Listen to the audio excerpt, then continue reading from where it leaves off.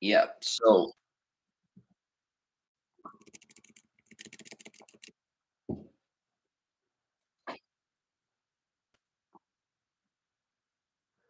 well, right now there's a lot going on in the NCAA, and a lot of the big storyline has to be the Cinderellas in college basketball. I will get to some MLS news in a bit, but college basketball, Cinderellas reign supreme today. For the first time in 5 years, we saw a 16 seed defeat a 1 seed. And I remember back in 2018, there were a few tournament games in Pittsburgh where I got to see Try Young. Um, Duke played, so I got to see the Marvin Bagley the third. I got to see a lot of players in that draft, but the draft that your friend told you about in Florida, can't remember his name at the top of my head, but you had a friend on the Draft Evolution podcast. It may have been DJ, but I remember back in the day, we were talking about some of the guys in that draft on your channel, the Evolution Network, DJ and myself. But this year is a little bit different, I think, because the two Cinderellas this year are Fairleigh Dickinson, a 16 seed. There were the UMBC Retrievers who beat Virginia back in 2018 as the 63rd seed. UMBC was ranked 63rd out of 68 teams, and they beat the number one overall seed Virginia. But Virginia's best player, DeAndre Hunter, suffered a season-ending injury in the ACC tournament, so Virginia was one and done. On the other hand, Fairleigh Dickinson didn't even win their conference tournament.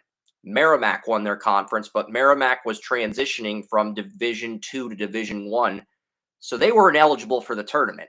They won their conference tournament, but because they were transitioning from Division Two to Division One, they were ineligible for the NCAA tournament. So guess what? Fairleigh Dickinson takes Merrimack's place. They have to win a play-in game to earn the right to play Purdue. They win the play-in game, and they beat Purdue.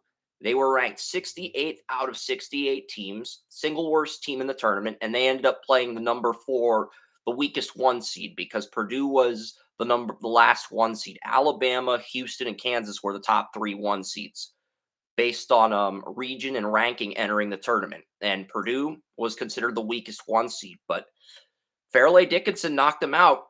And the number 68 out of 68 team, according to the experts, lives to play another day. And there was another Cinderella team, Princeton, too. But I want to focus on Fairleigh Dickinson because Purdue had numerous opportunities to win this game, Joey. They were 2 for 11 on 3-point shots in the first half. They came back, took a 6-point lead, and it looked like Purdue was going to put this away. But then Fairleigh Dickinson makes a mid range shot and gets fouled on the play, cuts the 6-point deficit to 3. They go on a run, they gain the lead, and Purdue has the James Naismith player on their basketball team. They have a junior on their basketball team, Zach Edey. And Zach Edey is actually a second-round pick in this year's NBA draft if he declares. But he's a junior, and he's averaging over 20 points a game. He's 7 foot like Victor Wembanyama, but you can get him in the second round of the draft. And I told you, Joey, this NBA draft class, there were only 2 first-round players averaging 20 points a game. There's a third player in this NBA draft on Purdue that averages 20 points a game. He's the front runner to win the James Naismith Award, and if he declares, he'll be a second-round pick, not a first-round pick. So how often can you say that you would get the James Naismith Award winner in the second round of an NBA draft? But that's not the point. Edey stepped up, but the rest of Purdue's guards looked abysmal, and Purdue's guards had no identity without Jaden Ivey. 2 for 11 from 3-point shots in the first half. And I'll pull up the stats here for the box score. I want to see the final total for Fairleigh Dickinson versus Purdue. Like, I want to see the final 3-point percentages for both teams because it was pretty brutal for Purdue. I mean, this was a 1 seed, and to make matters worse for Purdue, this is their 3rd year in a row losing to a double-digit seed, Joey.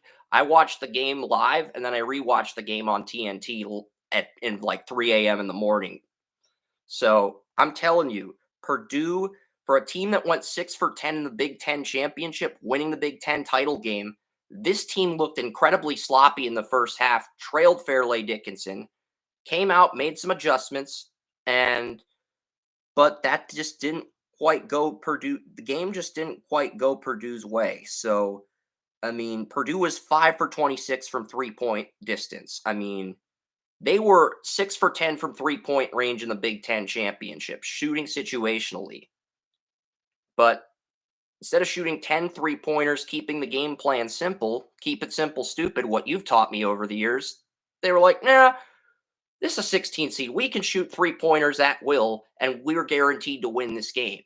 And what happened is they lost. They were 5 for 26 from 3 point range.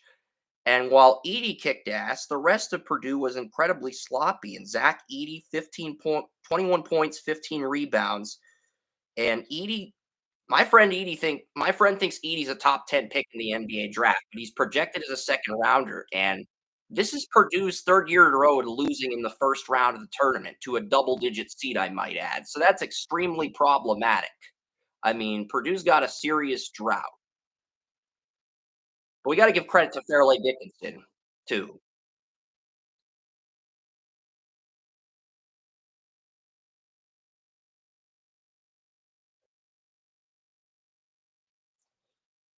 I mean, you could get the James Naismith Award winner in the second round of the draft, which is that right? Does the James Naismith Award winner deserve to fall to the second round of the draft in a draft where there's only 3 guys who average 20 points a game?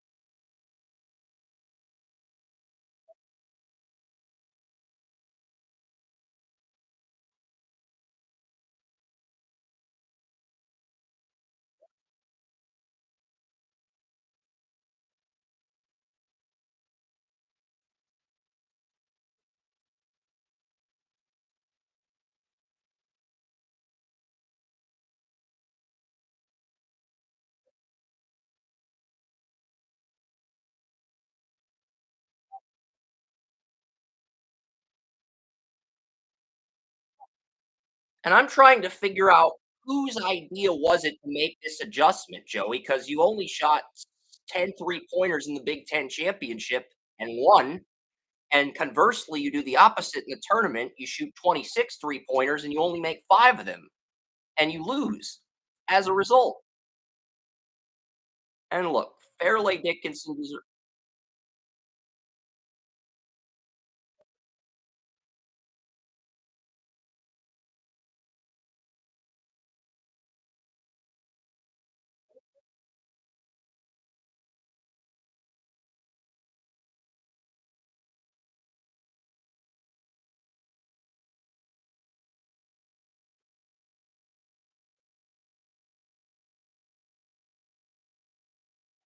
yeah.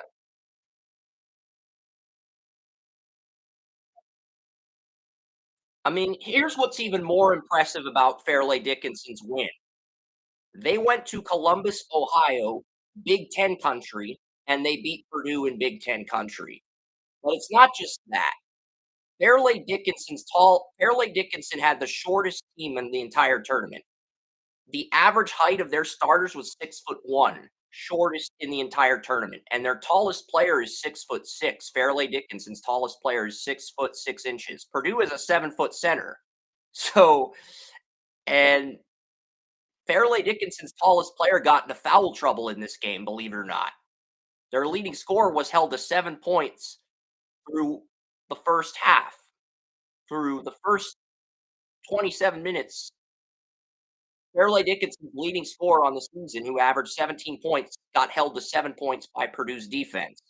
But the offense for Purdue just couldn't step up, and they kept letting Fairleigh Dickinson hang in the game. And that resulted in Fairleigh Dickinson being able to pull off this monumental upset win. And there's only 3 players in the NBA draft that average over 20 points a game. They're all big men. Victor Wembanyama, who plays in France, Chris Murray, Iowa. Iowa lost to Auburn in the tournament, Joey, and Zach Edey of Purdue, who's a second round pick and the front runner to win the James Naismith Award. And he's out of the tournament too. So none of the 20-point scorers in this year's NBA draft are left in the March Madness tournament, which is creating a ton of parity. There are 0 perfect brackets, I might add.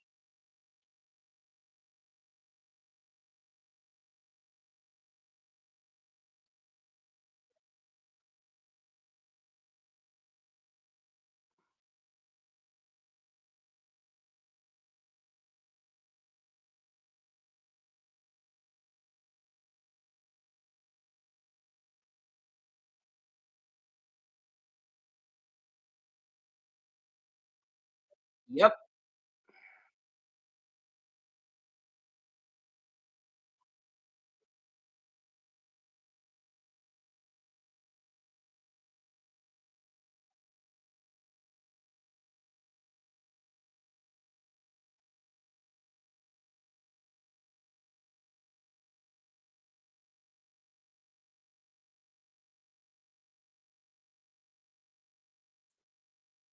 He's Zach Edey is listed as a mid-second round pick in the NBA draft, Joey. But here's the thing with Zach Edey. He's actually the tallest player in the entire draft class. It's 7'4", 295. Victor Wembanyama, the projected number 1 pick, is 7'2", 225 pounds, or 7'2", 250. 7'2", 250 is excellent for a center, especially a center that shoots like Steph Curry. We're not taking anything away from Wembanyama. But the biggest player in the draft is Zach Edey at 7'4", 295. He is the tallest player and he weighs the most of any prospect in the draft class. And he's going to win the James Naismith Award. But he's listed as a second round pick because I think he's 20 or 21 already. I mean, that's the thing. He could come back for his senior year, and if he wins the James Naismith Award again, I would imagine he would go in the top 10 despite being a senior. Okay, he's 20. He's 20 years old.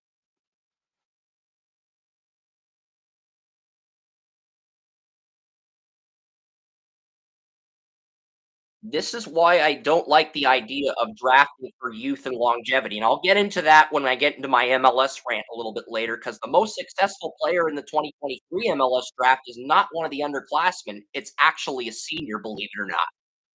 So, we have an outlier in the MLS this year. I know, right? Isn't that exciting? But before I get to that, let's talk about Princeton because they were the other Cinderella team, and then I'll knock this MLS news out.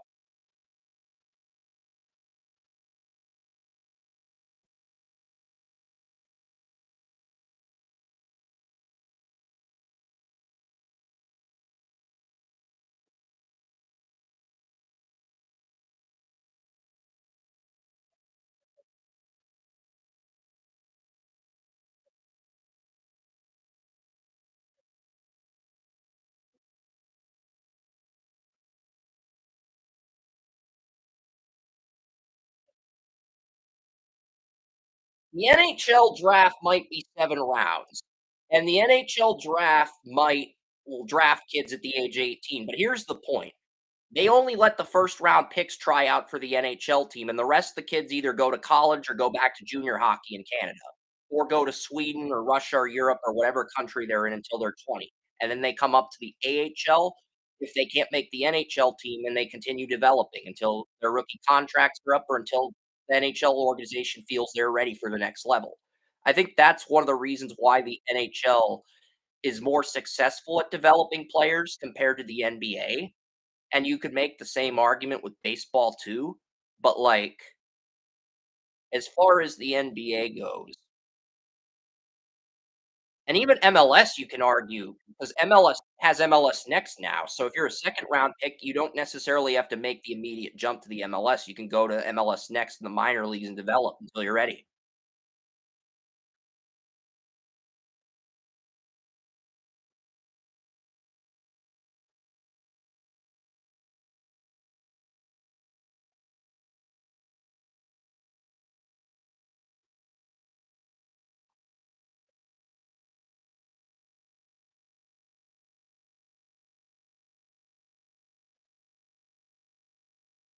Mhm.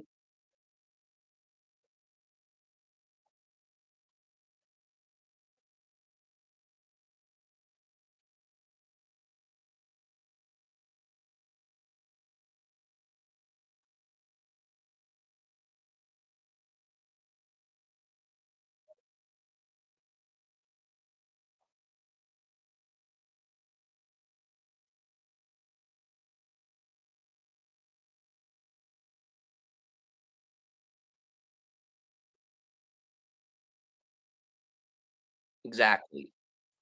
And 2 weeks ago, before the Big Ten tournament, Tankathon.com had Zach Edey, the James Naismith frontrunner, 55th overall out of 58 draft eligible players. So they had the James Naismith player as one of the last 3 or 4 picks in the entire draft. They moved him up 10 spots, but there's only 3 players in this draft class that can average 20 points a game, and they're all bigs. So why is he a second round pick? Especially if he's the eventual James Naismith Award winner in a draft class with only 3 20-point scorers. That's really what infuriates me because Chris Murray's Keegan Murray's younger brother, and Victor Wembanyama, he's a 7'2", 250-pound center that shoots threes like Steph Curry. And he is amazing, okay? So I can't argue with it.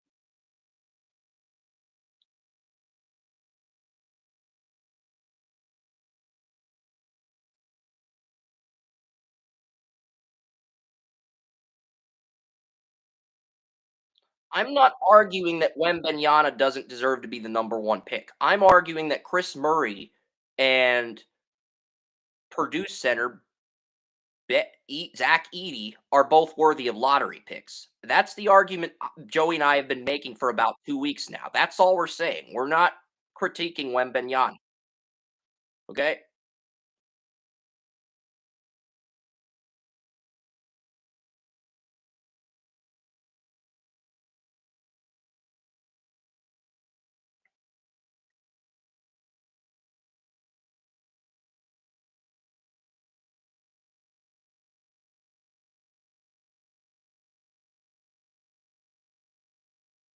You know what the scary thing is, Joey? If all 3 bigs succeed, Chris Murray, Ben Edey, Victor Wembanyama, if all 3 become all-star players, we're gonna see a comeback in bigs like we did with running backs in the NFL. We're gonna see a comeback in centers.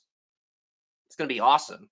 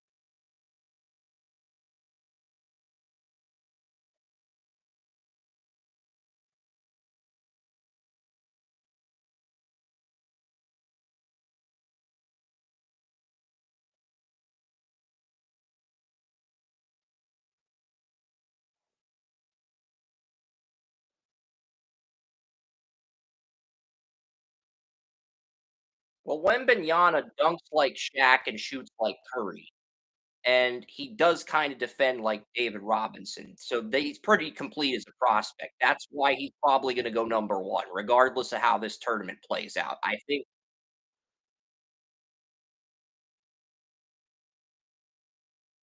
yeah,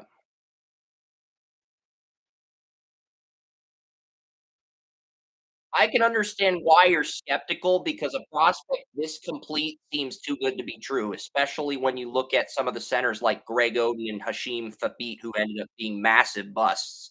And, you know, James Wiseman got traded from Golden State to Detroit. So he was drafted ahead of Melo Ball and he got traded to Detroit. So I can understand why you'd be skeptical a little, not completely.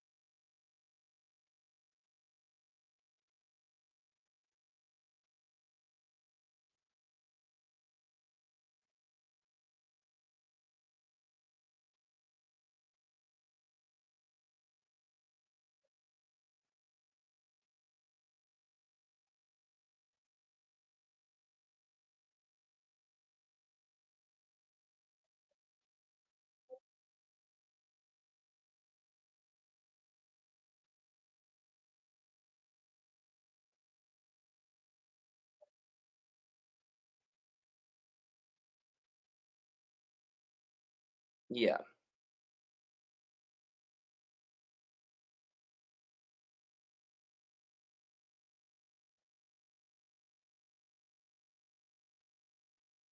But he shoots like Curry.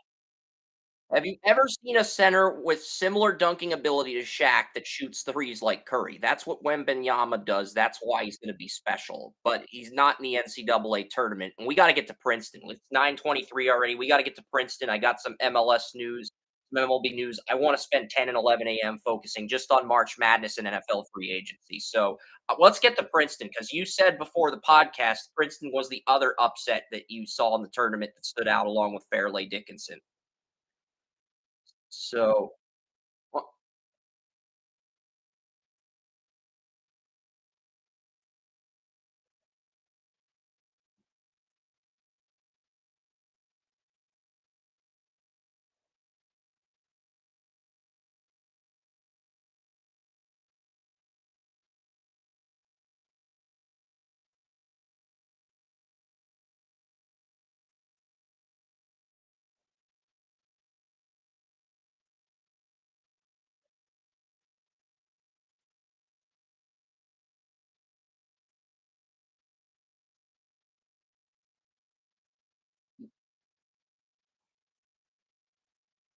yeah, and we could talk about Purdue losing the tournament, but they had such a dominant season. I don't think their coach is in any jeopardy of losing his job. And Arizona had this is the first Arizona's highest draft prospect is a power forward currently projected at 50 on Tankathon. So Arizona Azolas Tubelis, he averages 19.8 points a game at power forward. He's from Lithuania, 6'11", 245. He is a points machine, but his weaknesses are blocks, turnovers, and his draft age. He is almost 20. He's going to be 21 before the NBA draft. He's going to turn 21 this month. So that's why teams are shying away from him. But he's good with offensive and defensive rebounds. He's just got to work on controlling his turnovers and limiting them. But I want to see how Tubelis did against Princeton really quickly because, and then we'll transition into soccer because I have a few soccer headlines. But I want to see what he did because I watched the game on television. But Tubelis had 22 points. He led Arizona in points. The problem is Arizona only scored 55 points, and 22 of those 55 points came from Tubelis. That's at least 40% of the offense, at least. Um, I think that's 40%. 22 divided by 55 is 2/5 exactly. You can just slice the fractions in half, use inverse operations, and yeah, inverse order to reduce it to 2/5. So yeah, Arizona's best draft prospect scored 40% of the team's total points. This goes to show you, even if you have an NBA prospect on your team, if he's the only good player on your team, You might lose if the opponent has the perfect game plan and the coaching comes together. And Princeton, 4 for 25 on three pointers, but Arizona was 3 for 16. Both teams struggled with 3-point shots. Arizona actually had the better field goal percentage, better 3-point percentage, and better. But Princeton was more efficient on free throws. Princeton out rebounded Arizona 38 to 37. Arizona had more assists, but Princeton won the block and steals battle. Princeton outblocked Arizona 6 to 1, and they had more steals than Arizona 8 to 5. So this was a good defensive game by Princeton. They really stood out in terms of dominating the defensive aspect of the game because Tubelis only had 1 assist and 5 rebounds. And Wallow, Arizona's center, had 12 rebounds, but Princeton's leading scorer had 15 points, but everyone on Princeton's lineup except one player scored at least 6 points. So it was a collective team win for Princeton where everything came together for the Princeton Tigers because they were in a shootout against Yale on Sunday in the Ivy League championship, and I saw the highlights for that. So, I mean, for Princeton,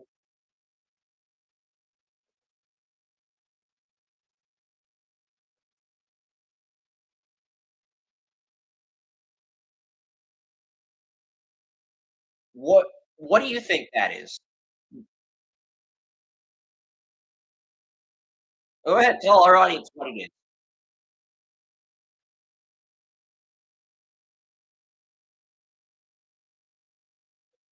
Magic versus Bird.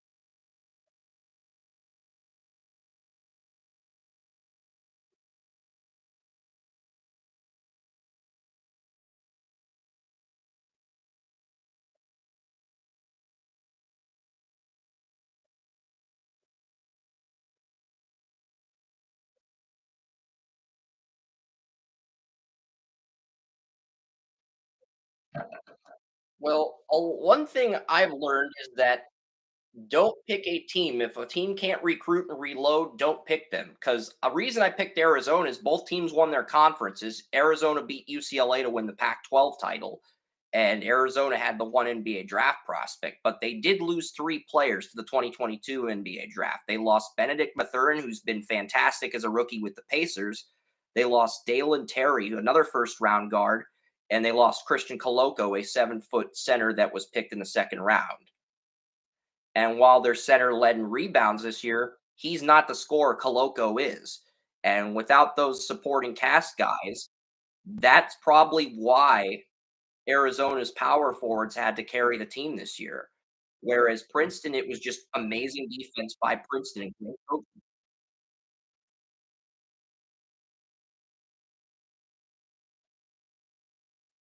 Because both Arizona and Purdue lost shooting guards to this year's NBA draft. Both Purdue, because Purdue had Jaden Ivey, who's on the Pistons, having a good rookie year with Cunningham shin injury, and you have Benedict Mathurin, who went one pick later to the Pacers at number 6, and he's had a good rookie year too. And neither Purdue or Arizona could recruit a player good enough to replicate the star power those two brought to their teams. So I just think that's worth throwing out there before we get into the MLS news.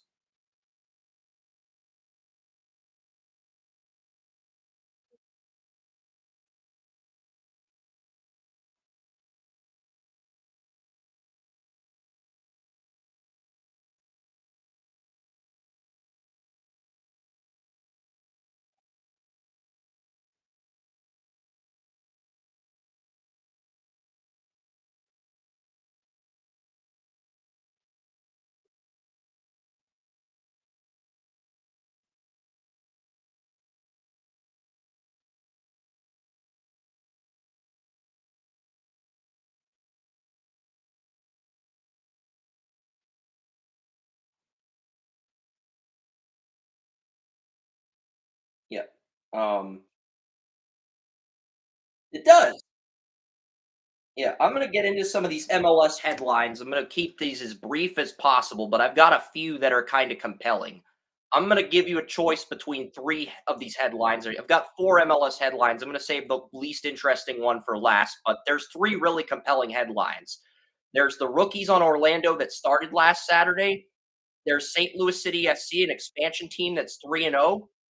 They are the second MLS team expansion team in history to start 3-0. Only one expansion team won the MLS Cup. That was the Chicago Fire in 1998, 25 years ago.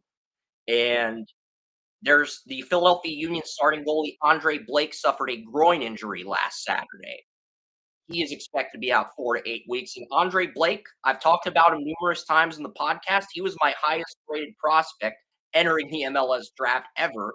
I called him the Andrew Luck of college soccer players, and he had 15 shutouts last year in 34 starts. So he suffered a groin injury on Saturday.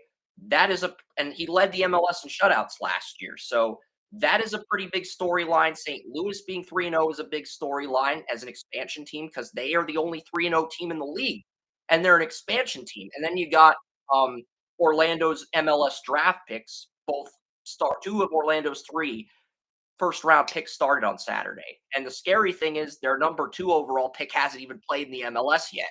They drafted three rookies at 2, 6, and 17, and the rookies at 6 and 17 both started their first MLS game on Saturday. So these three storylines, should we focus on Orlando, St. Louis being undefeated, or Philadelphia Union star goalie suffering a groin injury? Which one of these storylines is the most compelling? Because I think these are all good early season headlines. But yeah, I agree. Because St. Louis was supposed to join the league last year, but because of COVID, the MLS gave them an extra year to prepare. And their sporting director, Lutz Fadel, said he's a former German soccer player. Lutz Fadelstedt has done an incredible job with this team. Like, I thought St. Louis addressed all of their team needs before the 2023 MLS draft. So, what do? They trade the number one pick to Charlotte for number 20, and they use part of that 450,000 allocation money to move up to get their number one player at 9. So they give up 175,000 of that 450, but they're still able to keep 275,000 in allocation money, and a good free agent in soccer only costs about 90 to 100K. Now Messi might cost a little bit more, but that's what a smart expansion team does versus what a dumb expansion team was. You use those extra 2 years to find veterans that can help you now, and St. Louis has gotten some really good players in their academy too. Like, they've found some players that are in the St. Louis area that are close to the age of 18 that are MLS ready. So they've done a tremendous job, and they're 3-0. They beat Austin in their opener. They won their home opener in week 2, and then they went on the road to Portland last week and won. So St. Louis, they got their first road victor. I think they got their first victory on the road in Charlotte on the East Coast, and then they won on the West Coast. And no, they beat Austin in week 1 on the road because we both called Austin our pick to win the Western Conference. We wouldn't shut up about Austin. So they went on the road and beat Austin, and they won at home, and then they won against Portland on the West Coast. So Portland was the 2021 MLS Cup runner up. So they're 3-0.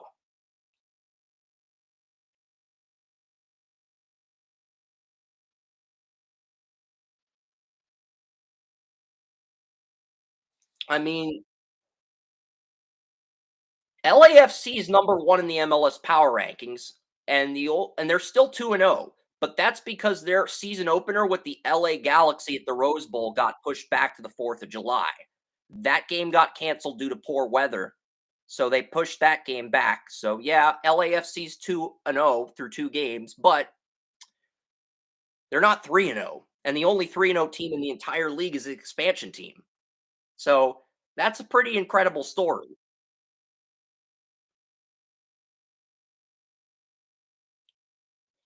Now, I'm not saying LAFC doesn't deserve to be number 1, but I think you could genuinely make a case for St. Louis SC being number 1. That's all I'm saying. It's still early. There's a lot of soccer. I mean, MLS regular season is 34 weeks, and they're expanding the playoffs from 7 teams in each conference to 9 teams in each conference. So that means 18 of the 29 teams will get in, but the top seed in each conference will get a bye.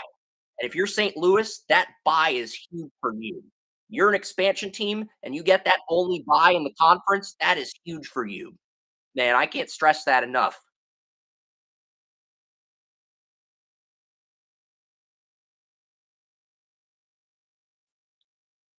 Yeah. Th they expanded it. It was 27 teams 2 years ago. Charlotte became the 28th team, and St. Louis became 29, and they're gonna expand it to 30 with either Las Vegas or San Diego. They haven't decided, but Garber said 30 is good. I don't wanna go past 30 right now. He pretty much said he doesn't wanna go past 30, but both San Diego and Las Vegas are campaigning like hell, and I'm just afraid if they give San Diego the team over Vegas, that they're gonna expand to 32 eventually. And I think they should just expand to Vegas and stop. Just expand to Vegas and stop, because there's talks that the NHL wants to expand for 36 teams and give Houston a team, give Atlanta a team. It's like Atlanta relocated twice. Sorry, guys. You guys have to wait. And I think the NHL is smart enough to realize that it's great these teams want expansion franchises, but they're not going to get an opportunity unless somebody relocates. It's just the nature of the NHL right now, you know?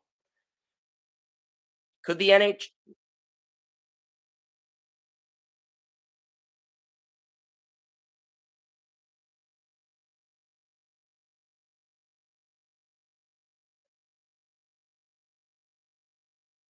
That's alright, because Charlotte was 28 and St. Louis is 29, so but here's the kicker, let's talk about the Union situation, because Andre Blake suffered a groin injury last week, but what's even more fascinating is for the first 2 games of the season, Holden Trent, the Union's first-round pick, was the 3rd string goalie on the roster. The Union demote him to their MLS Next team, and Andre Blake gets injured, so the backup goalie to Andre Blake comes in. But if Andre Blake's out 4 to 8 weeks with a groin injury, all of a sudden the Union have to bring that 3rd string goalie back up to the MLS roster as a backup, because if this backup goalie gets injured in the next 4 to 8 weeks, Holden Trent's your starter for a few games. I mean, that is the reality of the situation, Joey. It may not be pretty, but that is the reality of the business. I mean, you just sent your 3rd string goalie down to the minor leagues, and now you gotta bring him back up because your starter was injured. So and the backup goalie did get a shutout win, so in his credit, good job. But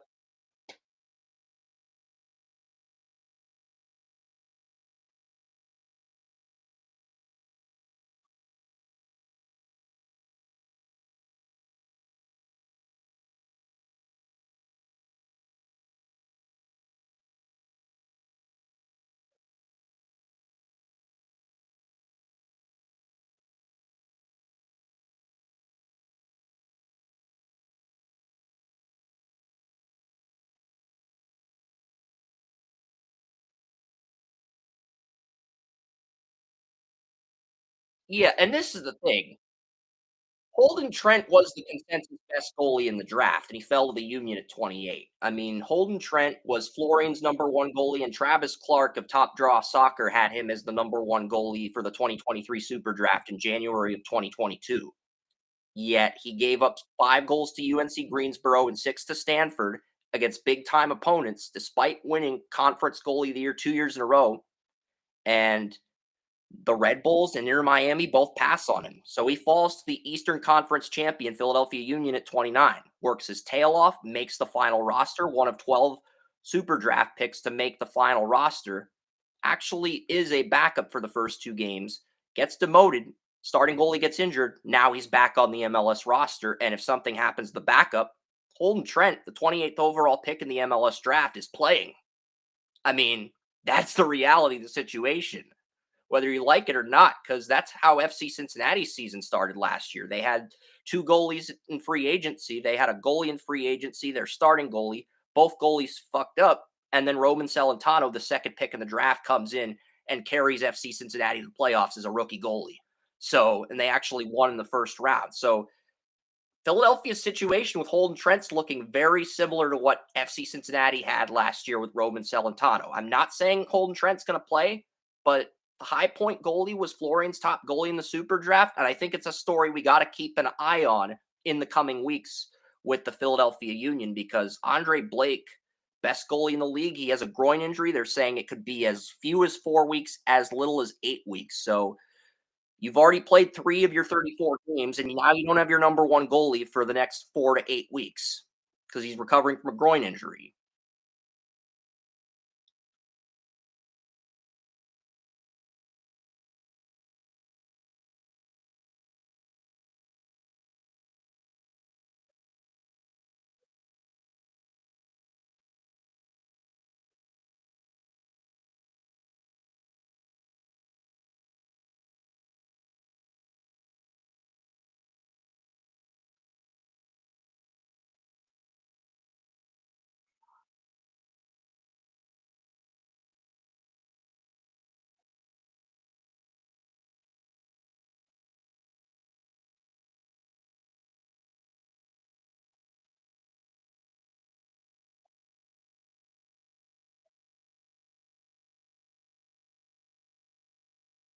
I mean, we could be looking at a Brock Purdy type scenario, as crazy as it sounds. If the Union's backup gets injured, I mean, if the Union's backup goalie gets injured, Holden Trent is the starter. And if he keeps winning every goalie start like Brock Purdy did at quarterback, who's to say he's not the guy? I mean, there were only 2 goalies in this super draft that I had first round grades on. Russell Shealy, the goalie for Syracuse that won the national title, and Holden Trent. And I had both goalies ranked 25 and 26 out of 29 players. So they were both late firsts for me. Unlike the 2 goalies that were Generation Adidas underclassmen in Patrick Schultz and Roman Celentano, who were both in my top 12, this goalie situation was a little different. I had late firsts on these guys, but Holden Trent was the guy that was a unanimous first round pick in every mock draft. He was Travis Clark's goalie one for most of the process. He was Florian's goalie one. He was my goalie one at the beginning of the process, but then Shealy wowed me near the end of the process and barely moved one spot ahead of Holden Trent. But Holden Trent was the consensus best goalie. And Cole Jensen of Xavier and Elliot Panico from Yale both ended up getting drafted ahead of him. And the Yale goalie wasn't even at the MLS Combine, whereas the Xavier goalie Cole Jensen was at the MLS College Showcase, working out in front of MLS teams. And Jensen's the tallest goalie in the draft, but he's kind of raw. So I was kind of surprised that David Beckham's team took him ahead of the goalie that was seen as the consensus best goalie in Holden Trent, but he falls to a great situation. The Union, the defending Eastern Conference champions, 11 returning starters. So Union have every starter from last year's MLS Cup team back, but their goalie's injured. So, and the backup goalie did well. So right now, Holden Trent's the backup goalie. He gets to come back to MLS for a few months and get that learning experience, and he might get to play. I wanna see if he gets to play.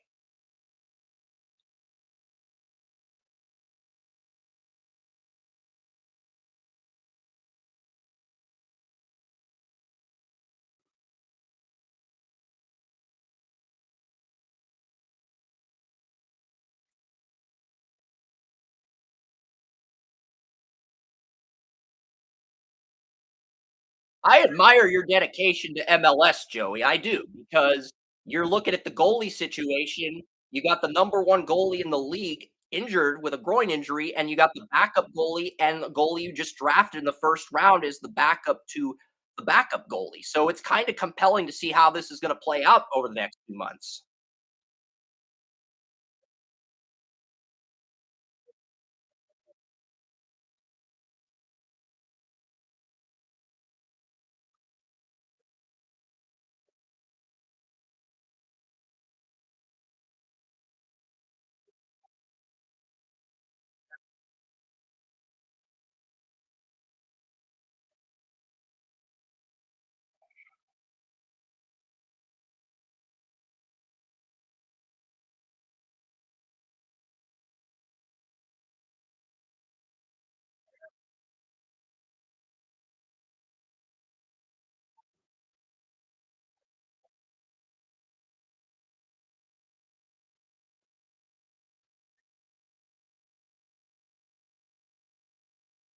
Yeah.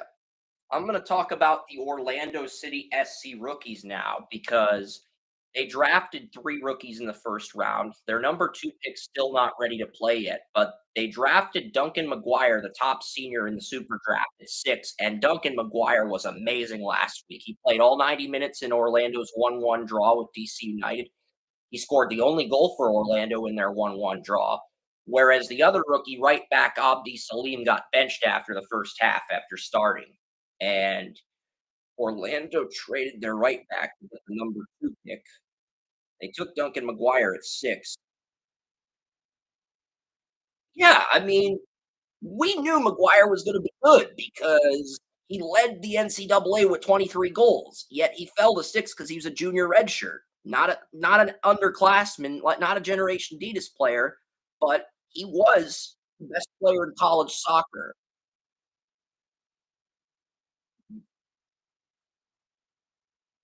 This is yeah. I mean, he took Creighton to the Final Four. He took Creighton to the Final Four. Like they beat Duke, Washington.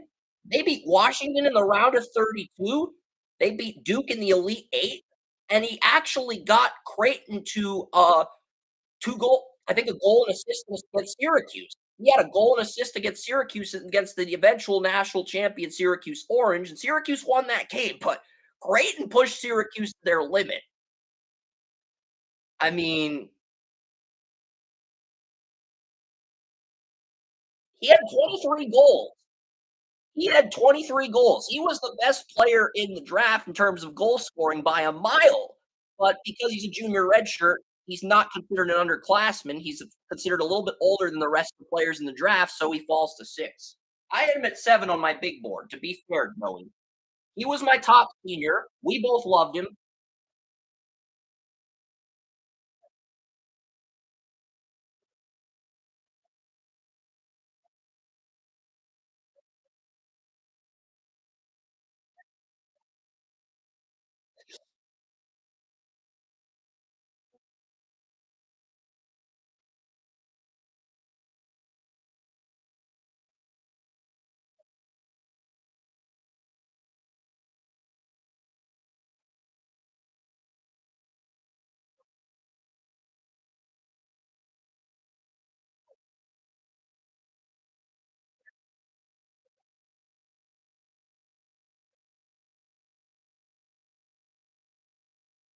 Yeah, before Orlando got Duncan McGuire at six, they drafted Shakur Mohammed, who was the ACC Freshman of the Year in 2021 and the ACC Player of the Year in 2022. And most of the media have actually predicted Shakur Mohammed to go number one overall.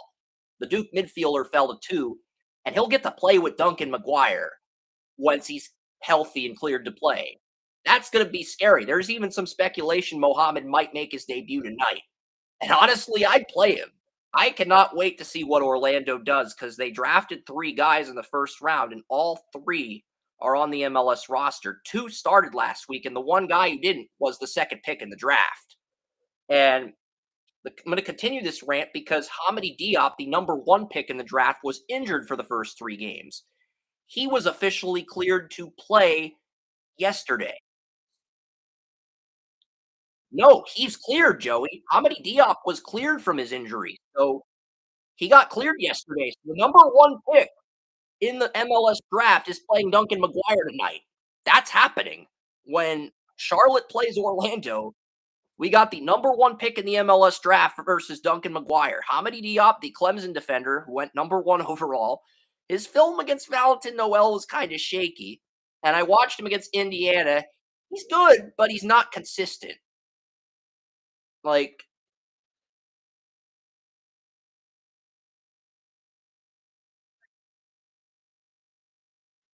because I had Hamidi Diop at number 10 on my big board. I had Hamidi Diop at number 10 on my big board. I mocked him at 16. Travis Clark of Top Draw Soccer mocked him at 13. What does that tell you? That you shouldn't trade up from 20 to 1 to get a player if they're not a unanimous top 10, unanimous top 5 pick.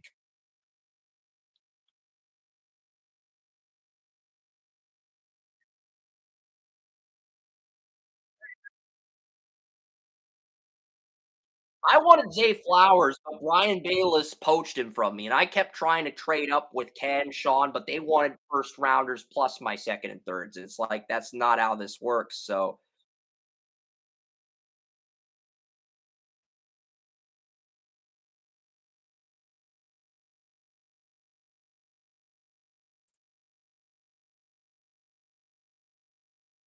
it is.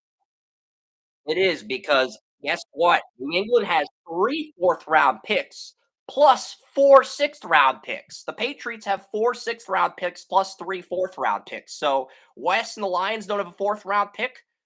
If he wants a fourth-round pick, he's gonna have to give me something for one of those picks. Or if I want Wes's third-round pick, I could make a trade with him. I mean, logistically, I don't think the Patriots are gonna hold on to all those picks in real life.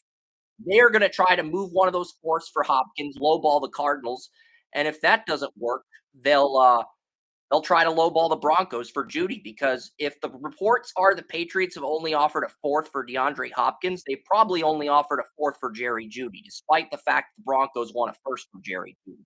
Judy's not getting first round value because of his injury history. He's a good player, but he's not going to get a first round pick right now because of his injury history. Because he had injuries his first.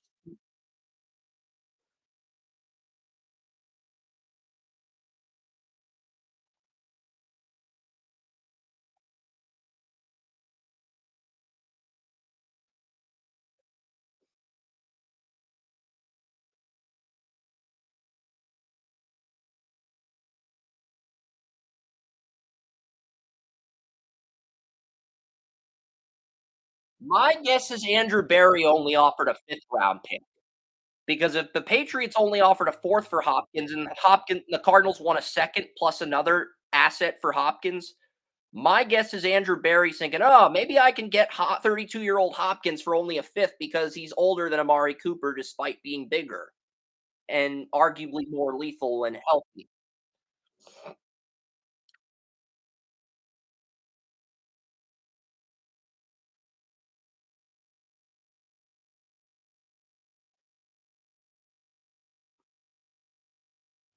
And Judy's injury history is probably the biggest reason why nobody wants to deal a first or second because I think he missed some time. He had a good his rookie season was decent. Then I think he suffered a season-ending injury in year 2. He came back in year 3, stayed healthy at first, but he did miss some games in year 3. So I think that is a reason why teams are a little bit shy about paying a premium for Judy. Not saying he won't get what he wants, but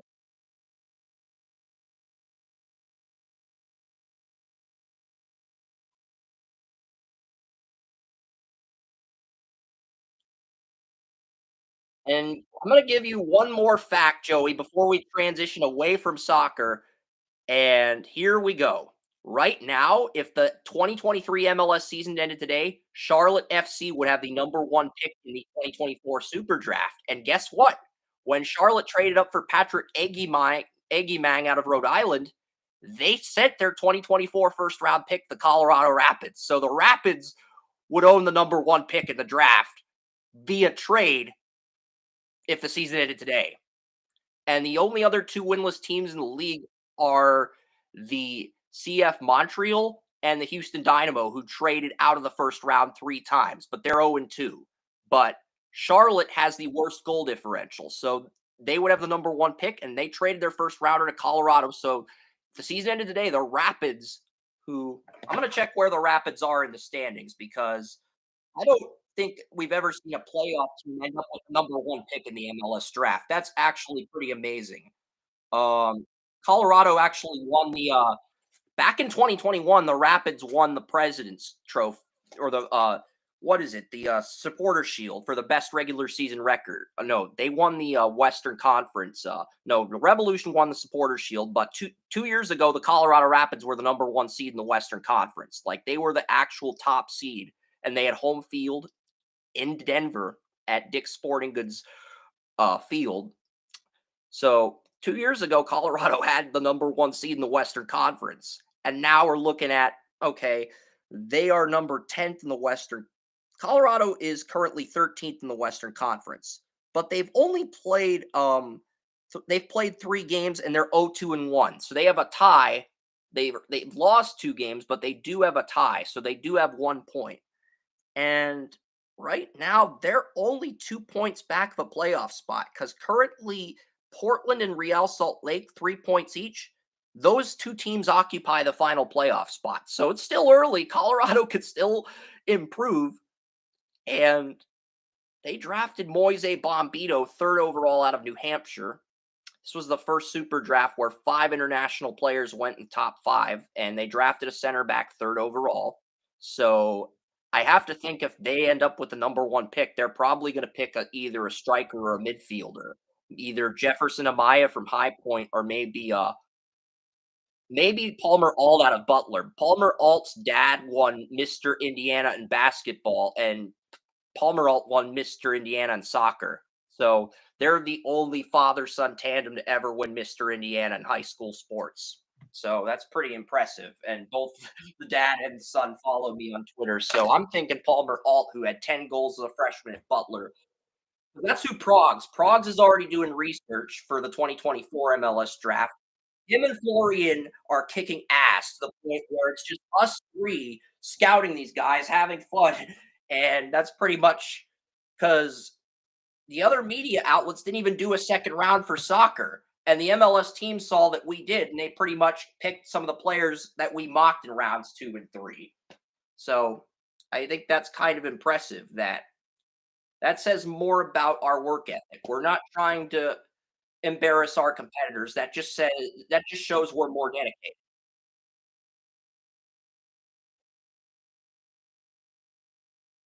Who's that?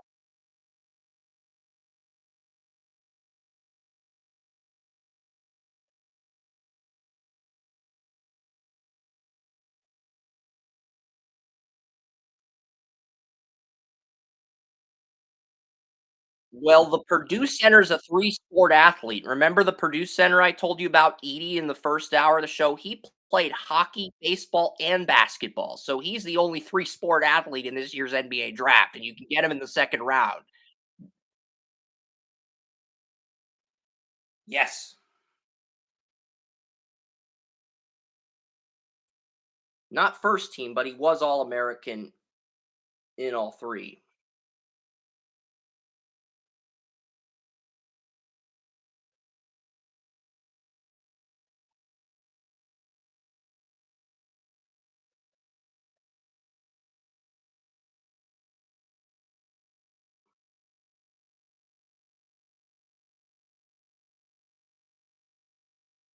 But I'm just saying, I mean, and yeah, if Montreal could end up with the number 1 pick too. They're Florian's team. I mean, he lives in France. His favorite MLS team is CF Montreal. He has a friend who writes for CF Montreal on Culture Soccer. So if Montreal gets the number 1 pick after losing their coach to Columbus, I mean, yeah, that's his Twitter handle is French College Soccer. That's his Twitter handle. So, and I think over the last 2 years, even though Ives Galcerep and Travis Clark are considered the 2 most experienced soccer insiders for the MLS draft, I would argue Florian and myself have outworked everyone in soccer of the last 2 years as far as scouting goes. Just scouting players, going to games in person, and networking. I would argue Florian and myself have outworked everyone else on Twitter the last 2 years. I'm not saying we're the most experienced or the best guys in the industry. I would argue, as far as just going to games in person, networking, scouting, we've outworked our competition. That's all. That's a fair argument, but you got to keep going. And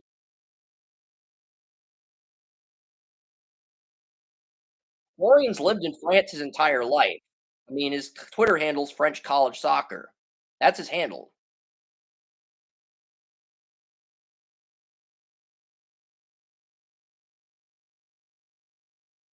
That's good. But yeah, he's pretty cool. He's like you, except he's a soccer guy instead of a football guy, and he actually coaches, kids in soccer too. So,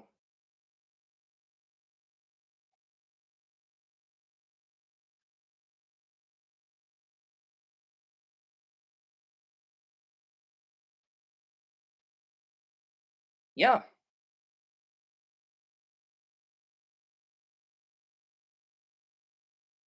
I do. Same here.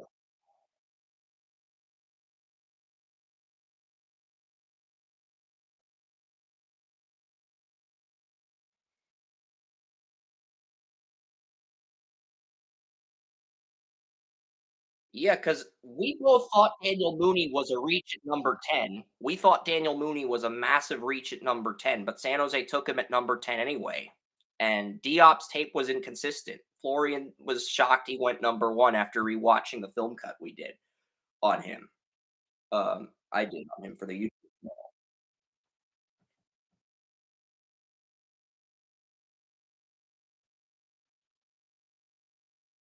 Yeah,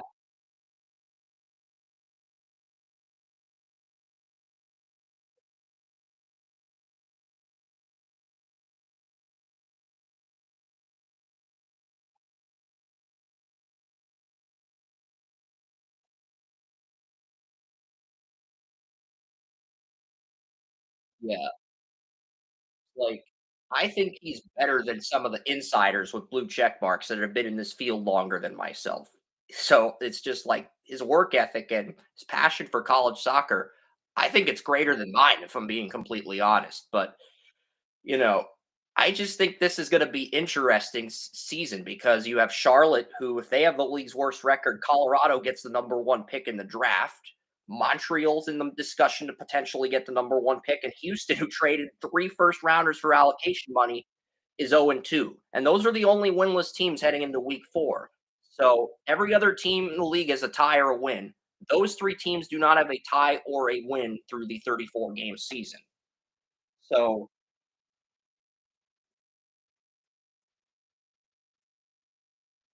and we don't even know if the worst team in the league is going to get the number 1 pick because there are rumors that San Diego might come to the MLS in 2024. So if the expansion team gets awarded, they could join the league this year, but I'm thinking San Diego or Las Vegas will join the league in 2025 because if Don Garber, the commissioner of MLS, is putting that off until the fall, until the end of the soccer season, my guess is they're going to need to approve stadium funding and other logistics, and that's going to push back the team till 2025 or 2026. I'm not saying there won't be a 30th team. There will be, but the 30th team might not join the league until 2025 or 2026 with a new stadium a year later.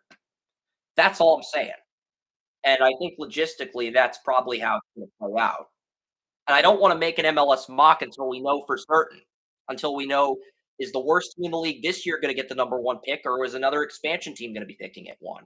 Because it's a complicated, delicate matter with 29 teams.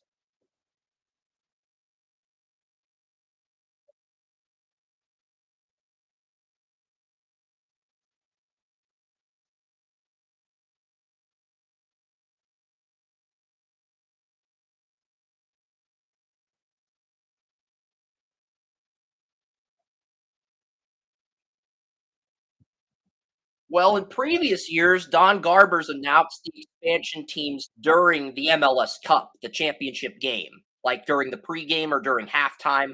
That's when Don Garber's announced expansion teams in previous years. He's also announced those teams during the MLS Super Draft or leading up to the Super Draft. So, since the Super Draft's now a virtual event, my guess is he will announce an expansion team at this year's MLS Cup, which will be in November or December if I had to take an educated guess right now.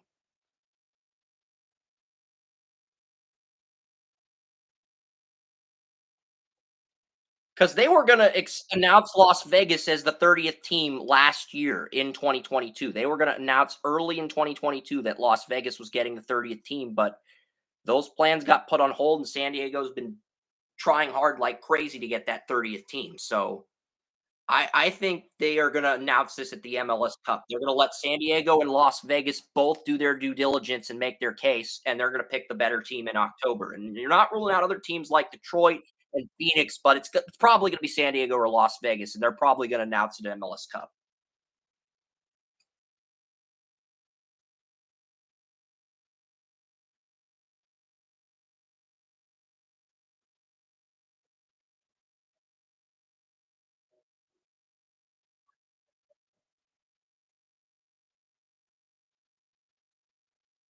Because San Diego's already got a football slash soccer friendly stadium in place. Like they've got the proposal in place, they've got the funding from the city in place, they've got all that ready to go.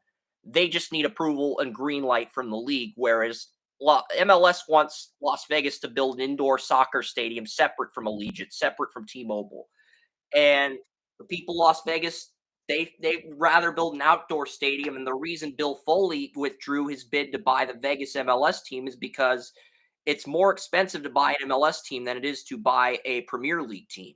Did you know that? Because you have to pay a $500 million expansion fee, plus you have to pay anywhere between 500 million and $1 billion to build the stadium. So you know that,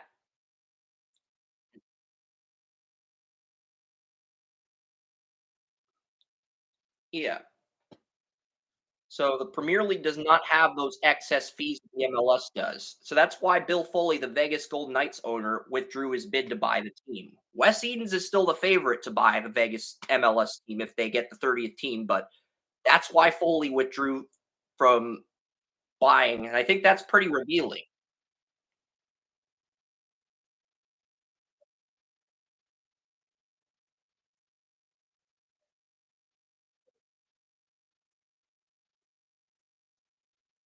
Premier League is like Arsenal, Chelsea, Manchester United. I watch the MLS. I do not watch the Premier League. If you got a Premier League question, you should message Brian Lewis and ask him about that because I only watch MLS and college soccer. If I'm being honest with you, Joey.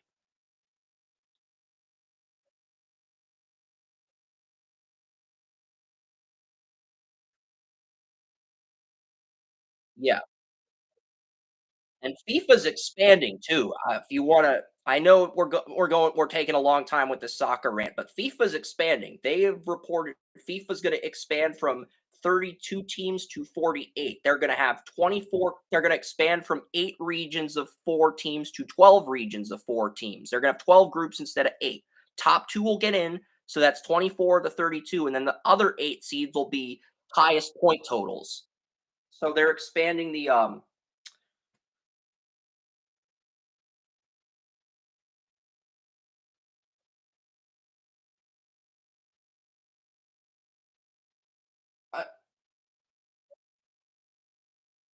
because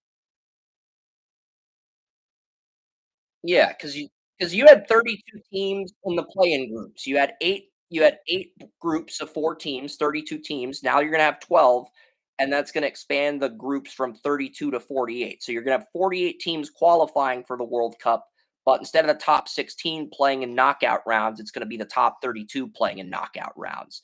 That's gonna be the new format. So for the 2026 World Cup, and that World Cup's gonna be in North America because Canada, USA, and Mexico are all going to get games for the 2026 World Cup. So there's going to be FIFA World Cup games in Canada. There's going to be FIFA World Cup games in the US, and there's going to be FIFA World Cup games in Mexico, all in North America. Pretty incredible how they're putting all this together for 2026. I got to give FIFA credit there. Not only are they expanding, they're having games in all 3 areas of North America, which I think is awesome.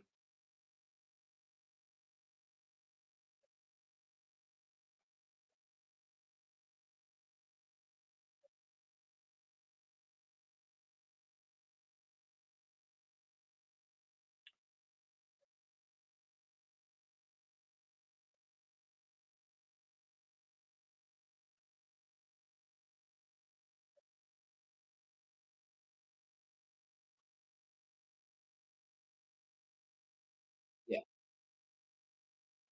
All right. This is this has been a great segment. This has been a great soccer segment, but it's 10:11. I'm going to quickly name the top 6 AL and NL teams in my MLB season preview. You will get the playoff predictions next week and suggestions next Saturday. But I went through fangraphs.com. I looked up the starting rotations and the injury reports for every single MLB team, and my top 6 for the American League at number 6, the Los Angeles Angels of Anaheim. They have Reed Detmers, the 10th overall pick in the 2020 MLB draft, is the number 5 starter in the Angels rotation. If he can put everything together, you have Shohei Ohtani, you have another good pitcher with a low ERA, and the two stars on the Angels are Shohei Ohtani, who shared AL MVP with Aaron Judge, and Mike Trout, who's been a beast in fantasy baseball for years. So Otani and Trout are the two stars on the Angels, but we really haven't seen the Los Angeles Angels of Anaheim in the playoffs in a long time. So they are my dark horse to get in over Toronto. Because remember, Toronto fired their manager midseason and still made the playoffs, despite having a shaky rotation outside of their top two guys. They had incredible bats despite a shaky pitching rotation. And I gave the Angels that last spot over Toronto because I think their pitching rotation is just a little bit better than Toronto. And you could argue with Otani and Trout, they have just as much star power as Toronto. And Toronto's got Bo Bichetti, Vladimir Guerrero Jr. They got a lot of batters. But at the same time, it's like, you know, if there's a team that's going to beat them out, I don't think we're going to get the exact same 6 teams we got a year ago. And it really leaves you with the Angels, the White Sox, the Twins, and maybe the Orioles if someone were to replace Toronto. And I just like the Angels the best. I put the Tampa Bay Rays at 5. Love their pitching, their batting. They couldn't score against the Guardians, so I put them at 5. I put the Astros at 4 because they lost Justin Verlander. I've got the Seattle Mariners at 3. And I was going to put the Yankees at 1, but the free agent the Yankees signed, Carlos Rodon, is currently on the IL, the injury list heading into spring training. So I have the Yankees at 2, and I have the Cleveland Guardians at 1. And that was the deciding factor with putting the Guardians at 1. We'll break down all these scenarios next Saturday, but that is the top picks for the AL. Thoughts before I get to the NL? It's like a 15-day IL. It's not like we don't know how serious it is. He's injury, but he's not on the IL or DL. So it's something to keep an eye on because he's their number 2 pitcher, and if he's out, that's gonna make the Yankees extremely dependent on Garrett Cole.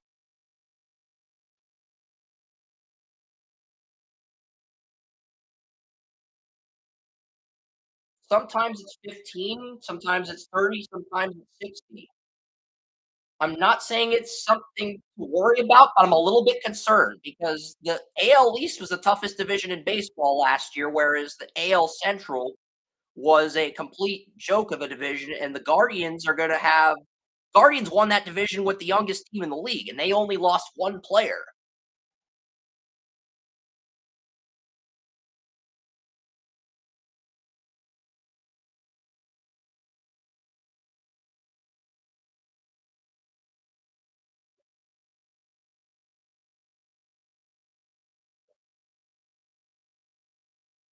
Yeah, okay.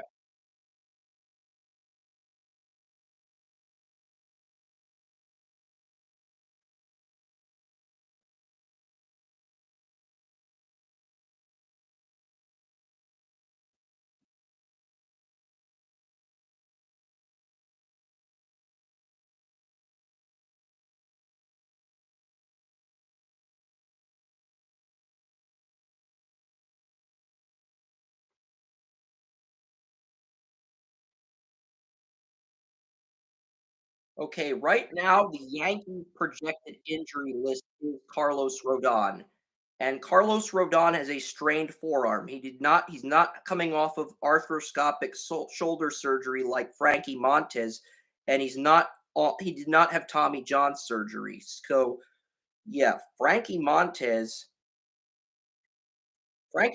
had arthroscopic shoulder surgery on February 21st, 2023, and Luis Gill is coming off Tommy John surgery from May of last year. So Gill and Montez, I think, were in that starting rotation. I am going to look up their ERAs. So Gill is a Gill got demoted to AAA, but because Gill only started 1 game at an ERA of 9, and then he had Tommy John surgery in that one start, and he's only 24. Whereas Frankie Montez Frankie Montez, what did Montez do last year? I'm kind of curious.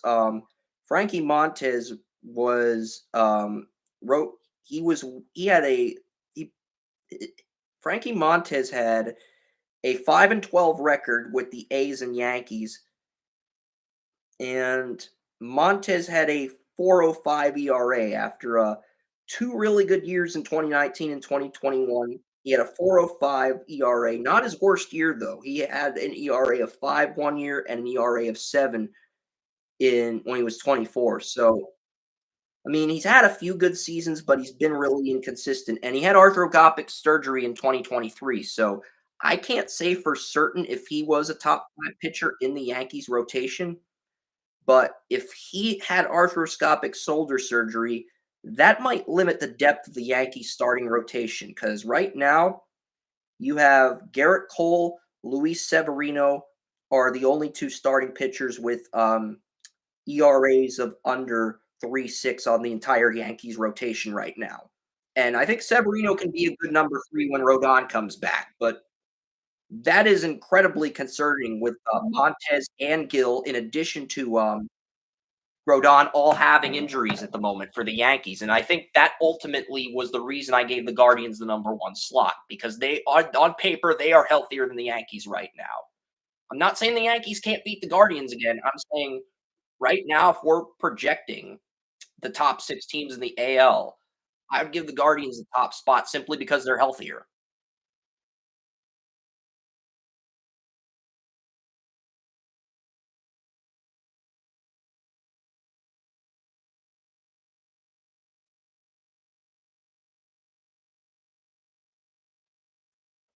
Well, there's a new rule in baseball, Joey, the 20-second rule. This year, pitchers are only going to have 20 seconds to get rid of the baseball. That is going into effect this season. And Benjamin Albright hates the rule, but I bet you kind of enjoy it. Well, it's a wait and see for you as a fan because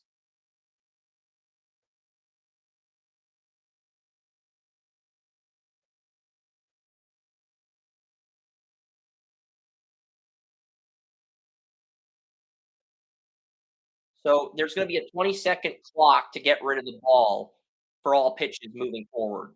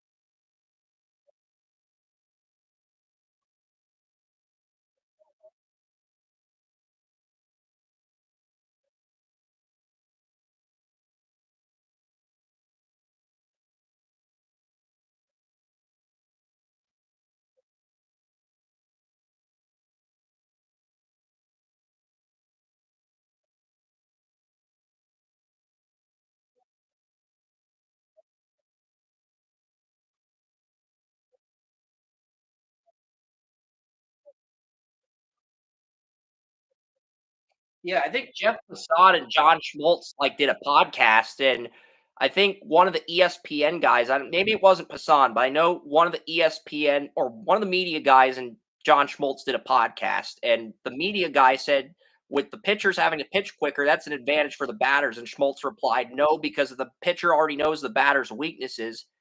That gives the batter less time to prepare and adjust to what the pitcher's going to do. And he made a really intelligent argument. So then he just put that media reporter in his place.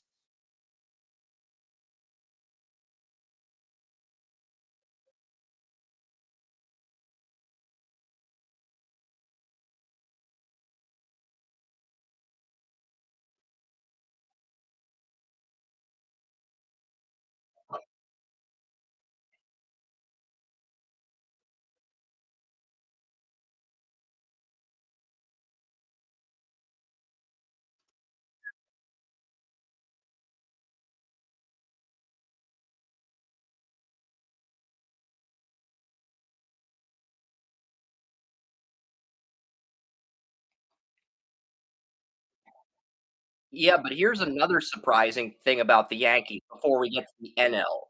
The Yankees did not sign any batters in free agency this year, which is kind of surprising because that's what they're known for historically. They kept their same exact top 9 as last year. Isn't that kind of surprising, Joey?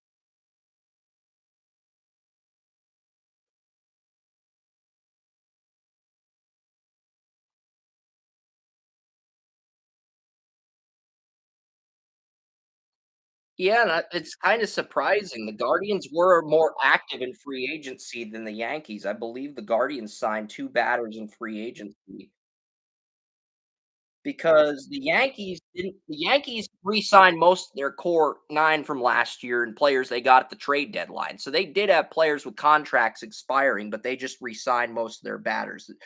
The Guardians got Josh Bell.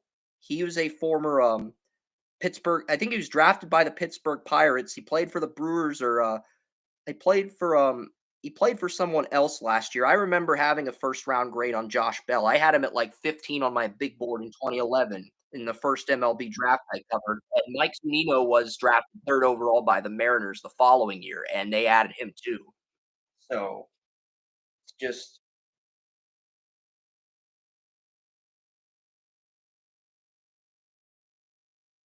yeah. And another catcher the Guardians added is Zach Collins. Zach Collins was a I think Zach Collins was he drafted by the White Sox or yeah, he was the White Sox 10th overall pick in 2016. He played for the he got to the Pirates. The Guardians picked him up as a backup. So the Guardians have Zanino, Zach Collins, who I really like coming out of Miami, Florida, as their backup, and Bo Naylor, the younger brother to Josh Naylor, is the third string catcher. He hit 20 home runs in Double A and Triple A last year, and he's got that extra year to develop with those two catchers. So Cleveland's catcher room's actually surprisingly better.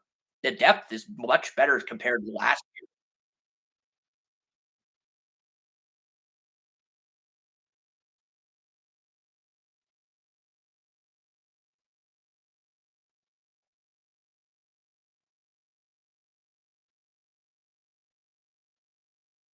Yeah,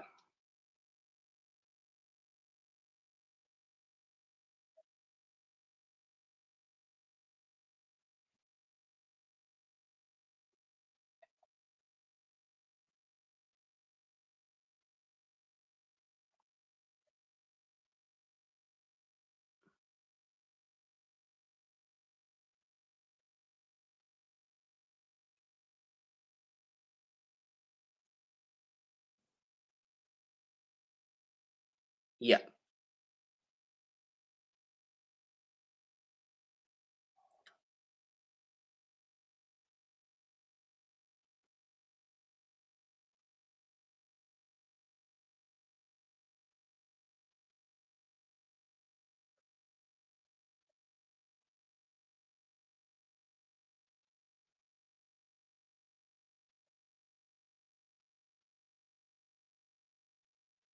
yeah.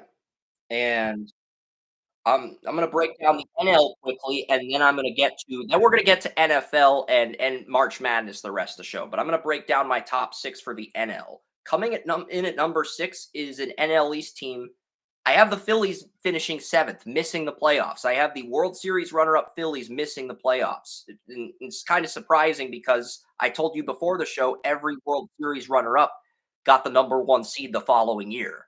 That's a pretty amazing statistic. So the Phillies are going to break that trend. You're crazy, Chris. Well, the team I picked ahead to finish ahead of the Phillies is the Miami Marlins. And Joey can tell you something about the Marlins as someone who lives in Jacksonville with their AAA team. But Marlins have two really good starters in Sandy Alcantara and Jesus Luzardo. Two really good starters who both have ERAs of under 3.9.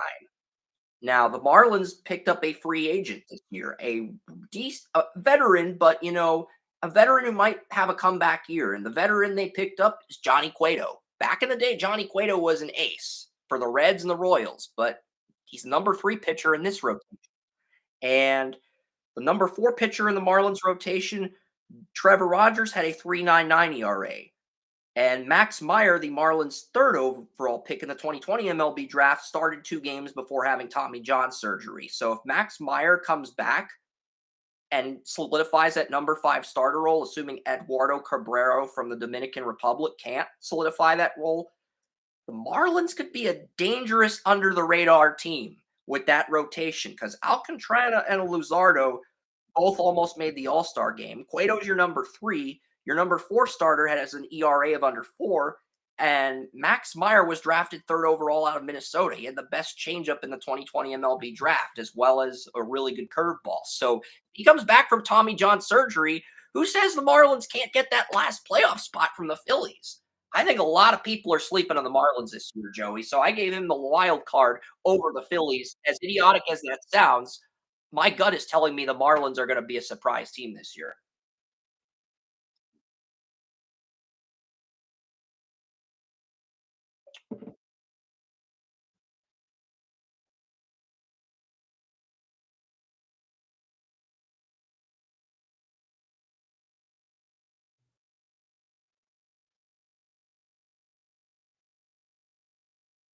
And one of those three is Max Meyer, their 2020 first round pick, who was drafted third overall, I believe.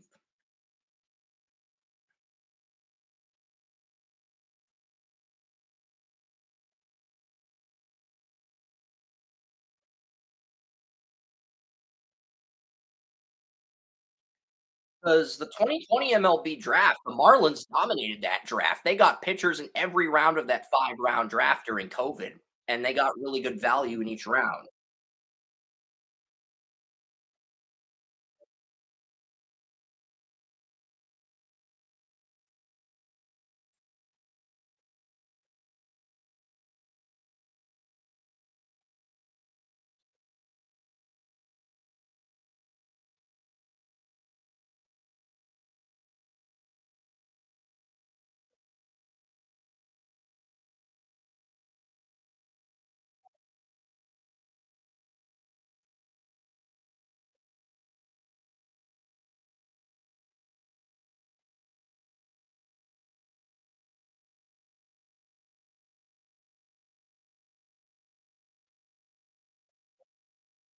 And the Marlins bullpen is extremely consistent too. The worst pitcher on the Marlins bullpen has a 4.11 ERA. There is not a single pitcher on the Marlins with an ERA above 4.12 in the entire bullpen. And they made some moves this year in free agency. Last year, the Marlins got Jorge Soler from the World Series Braves as a free agent. This year, Marlins went after Luis Arias at second baseman and Phillies third baseman John Segura. So they made a few moves, not massive moves, but moves that are just big enough to grab your attention. And their bullpen is really consistent, and they went after 3 bullpen guys, Matt Barnes, AJ Puck, and JT Sargios. And Barnes and Puck were both first-round picks coming out of the MLB draft, both college pitchers. Puck pitched at Florida, Barnes pitched at Connecticut and was drafted by the Red Sox. Puck was drafted by the Athletics, but his career hasn't panned out with Oakland, so the Marlins are gambling on him as a bullpen pitcher.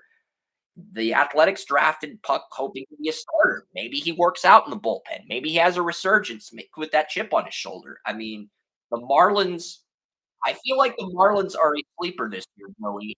It's going to sound crazy, but I guess telling me they might be a sleeper this year.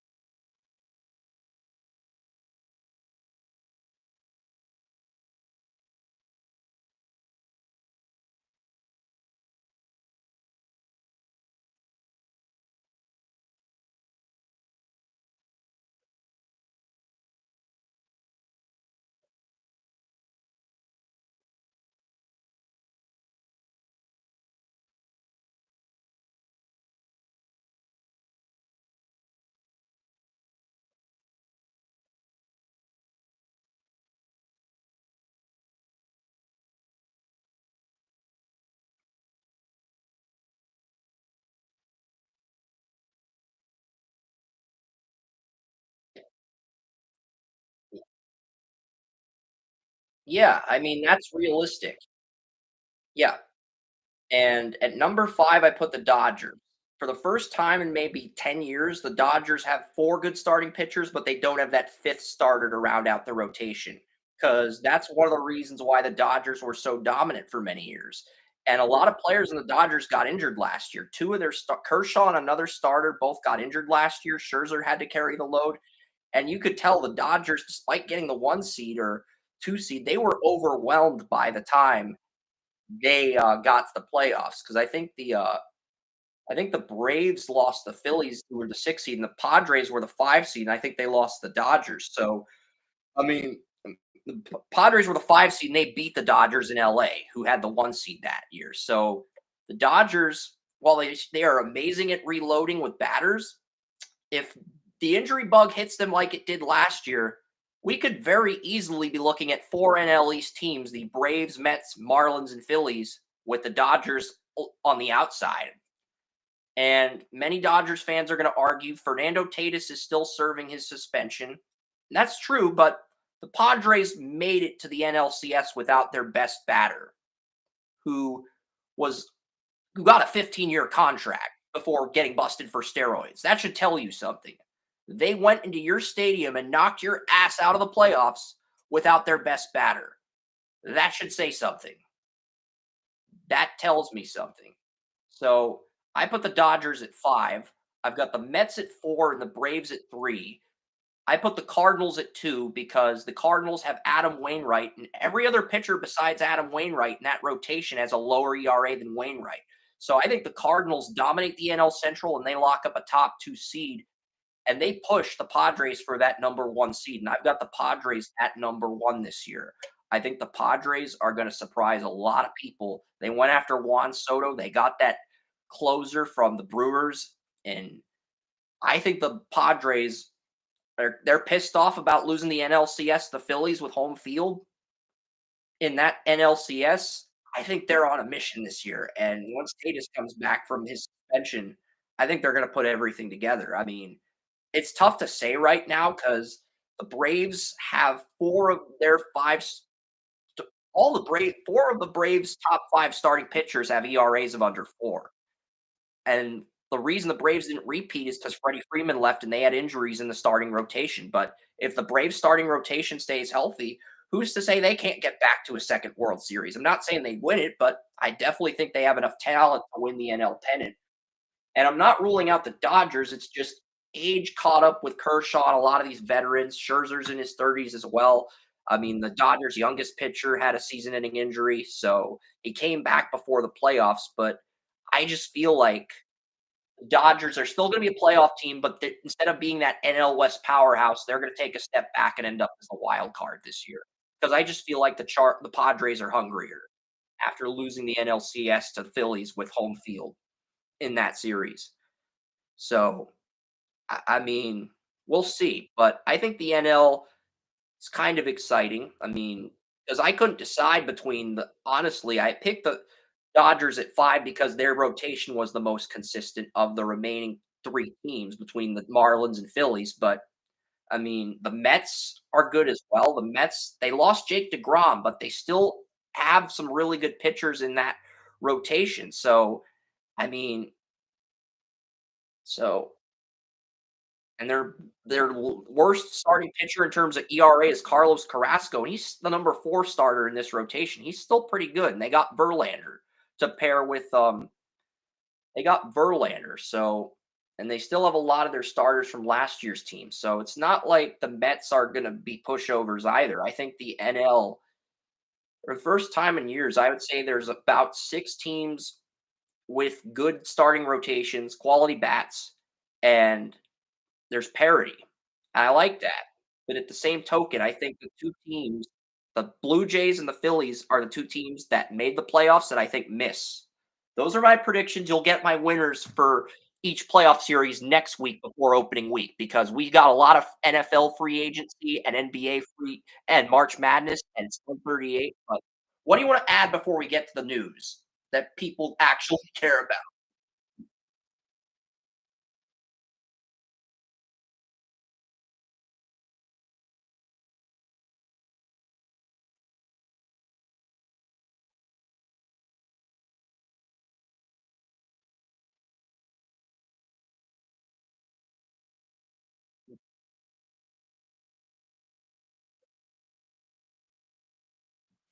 And I'll quickly pull up the Mets rotation here because I went through every, depth chart on Fangraphs, but I'll quickly pull up the Mets here because the Mets the Mets rotation, you have Verlander and Scherzer as the 1 and 2, and last year the Padres added Scherzer from the Dodgers to pair with, DeGrom, but DeGrom kept getting injured, so this year and Verlander and Scherzer were teammates in Detroit, and they were teammates in Houston, I believe, when, maybe they weren't teammates in Houston, but I think they were teammates in Detroit, and then they ended up pitching against each other in the 2019 World Series when Scherzer got his first ring, and now they're teammates again for the first time since Detroit. That team chemistry, um, the Mets also got a Japanese pitcher, Kodai Senga, who has a 3.6 ERA in the Japanese Baseball League, and he's going to be the number 3 starter. So while everyone's talking about Verlander, Scherzer, and Cookie Carrasco, the Mets went out and got a pitcher in the Japanese Baseball League that's pretty good. And their number 5 starter, David Peterson, was their 2017 first round pick. So that Mets starting rotation is nothing to sneeze at. And Pete Alonso's won a few home run derbies. So they're and they got Lindor too. So they had a I think they had a 12 and a half game lead over the 10 and a half game lead over the Braves at one point before Atlanta rallied back. So they're not a team to look dismiss. I mean, I know they lost in the wild card round last year, but they're not a team to look past. They are talented. If you dismiss the Mets, they will come back and fuck you up.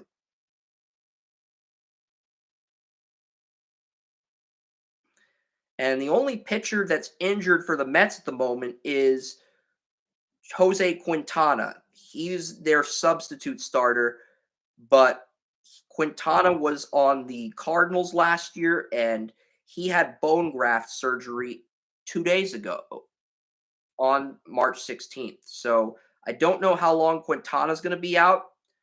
Edwin Diaz, one of the Mets relievers, is dealing. He had knee surgery on March 16th, and Edwin Diaz was the Mets closer when they made the 2015 World Series. So that is something to keep an eye on. And then they traded for Diaz from the Mariners in 2018 and got him back. So, I mean, those are some interesting storylines. I'm not going to dive super in depth with this, but I mean, you could make an argument the 12 teams I mentioned, plus you add last year's playoff teams, Toronto and Philly, to that mix. That's 14 teams of the 30 that could win the World Series. I'm not going to acknowledge the other 16 teams. I think we can agree they're both rebuilt. They're all rebuilding still at the moment, trying to get more players in their farm system. And there's just too many teams. Even as someone who studies depth charts as extensively as me, I have enough common sense to know when to refrain from talking, acknowledging a certain team because baseball, it's a fun sport to research, but it is a lot harder to predict than football. And it's too detail oriented. Whereas football, it's casual, it's fun.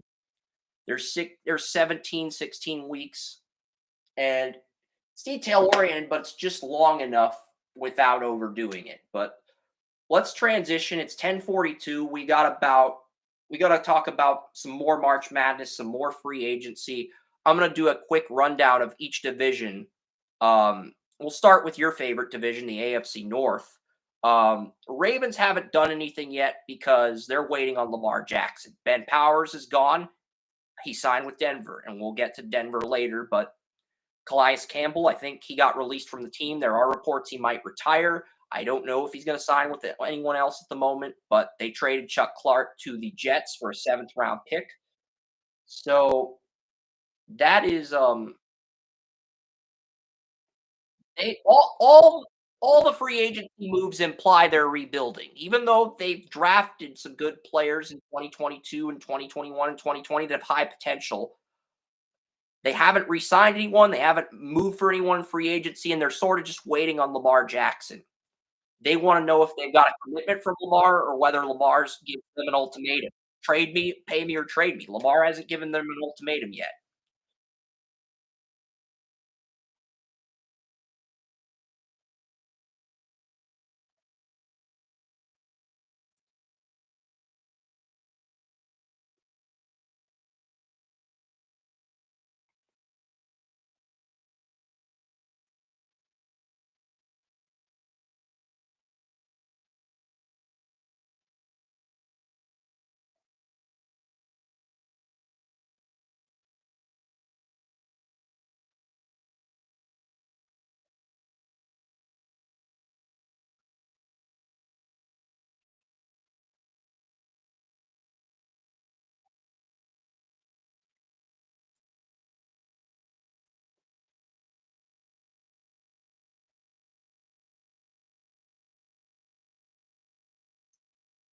And I think that's because a lot of teams have quarterbacks on their rookie deals, and it's not that they don't want Lamar Jackson, they just don't wanna have to mortgage the assets necessary to obtain Lamar services.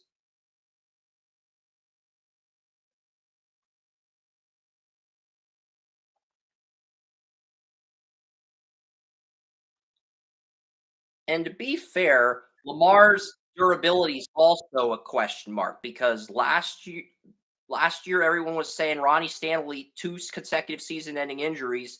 He has to stay healthy this year or else. And once Ronnie Stanley came back from his injury, he was pretty good the rest of the way. But Lamar Jackson, on the other hand, second consecutive year with a season-ending injury, I think teams aren't opposed to paying Lamar 40 million, but they want to see him play a full 17 game season. They want a little bit more sample size before they make the move. And the Ravens can franchise tag Lamar for 2 years. This would be the first of 2 years they franchise tag him if nobody makes him an offer because they use the non-exclusive franchise tag. But if nobody makes Lamar an offer, the Ravens get him back on the franchise tag. The franchise tag would be applied if nobody made Lamar an offer, and they would get 1 more year of Lamar. So this might be a trial year for Lamar. 2023 might be a trial year for Lamar Jackson. That's all we're saying. Yeah, because he saw Watson get paid after being suspended for 2 years, and that fricking infuriates Lamar Jackson because he won an MVP. He feels disrespected. The thing is, he won the MVP during his sophomore year when he had a healthy Orlando Brown and a healthy Ronnie Stanley. That is getting downplayed. And to be fair, I mean, in Lamar's defense, his only weapon that year was Mark Andrews. And I mean, he had some low end receivers and he put everything together. Great offensive line, all on rookie deals, I think. I think Ronnie Stanley was still on his rookie deal. So was Ben Powers. A lot of the guys from that Ravens, and I think the right guard was still the Ravens had a veteran right guard before the acquiring Kevin Zeitler, who retired. A really good veteran right guard. He was like one of the better right guards in the NFL. I forget his name, but I think he retired after Lamar's MVP season. Um, But yeah, let's talk about the other three AFC North teams because you've got the Bengals who have made and the Steelers and the Browns. Pittsburgh's made some decent moves. They replaced Cameron Sutton with Patrick Peterson. I mean, Patrick Peterson, he's not as fast as Cameron Sutton, but Sutton wanted a little bit more money than what the Steelers were willing to give. And Steelers were like, we're just going to sign Peterson to save some cap space. And so they replace we'll get to the Ohio teams. I know they're your favorite, but I want to get the Steelers out of the way because I mean, I live in Pittsburgh and I know that the Steelers are replacing Cameron Sutton, their only corner who finished in the top 30 on Pro Football Focus with Patrick Peterson, who had a good year, but Sutton played much tougher competition in the AFC North, whereas Peterson only played one number one receiver in that division, Amon-Ra St. Brown, and Amon-Ra was injured in week 3. So he really Peterson only had to face Amon-Ra St. Brown once this entire year. He didn't have to face Devontae Adams, and when he played the Bears a second time, Darnell Mooney was already on season-ending IR. And the first time he played the Bears, they didn't even have Claypool at the time. So I think those little details matter to a certain degree. I'm not saying they matter exponentially, but those little details matter to a slight degree, Joey. You get what I'm saying? And I think a lot of people are overlooking that with Peterson. He had a good year. Don't get me wrong. Stayed healthy as number one corner. He had a rebound year, but the competition in the NFC North at wide receiver wasn't quite the greatest last year. Outside of St. Brown, there really wasn't a number one receiver in that division. That's my argument. Maybe you disagree with me, but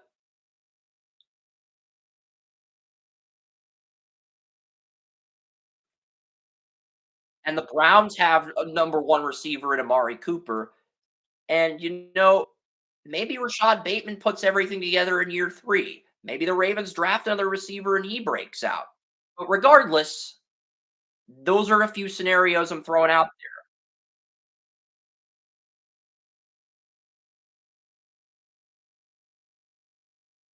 Yeah, injuries in both his rookie and second year.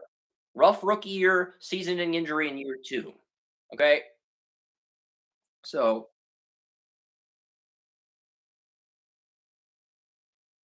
and Duvernay, the number 2 receiver, also suffered a season-ending injury. That's why I can't really criticize a mock draft for giving the Ravens a wide receiver in round 1 because you don't want to be in that situation again where your number 1 and number 2 go down and Lamar basically takes off and runs and that's his default response because in that situation that's probably going to be his default response even with a good offensive line. That might be why some of these teams are shying away from Lamar Jackson.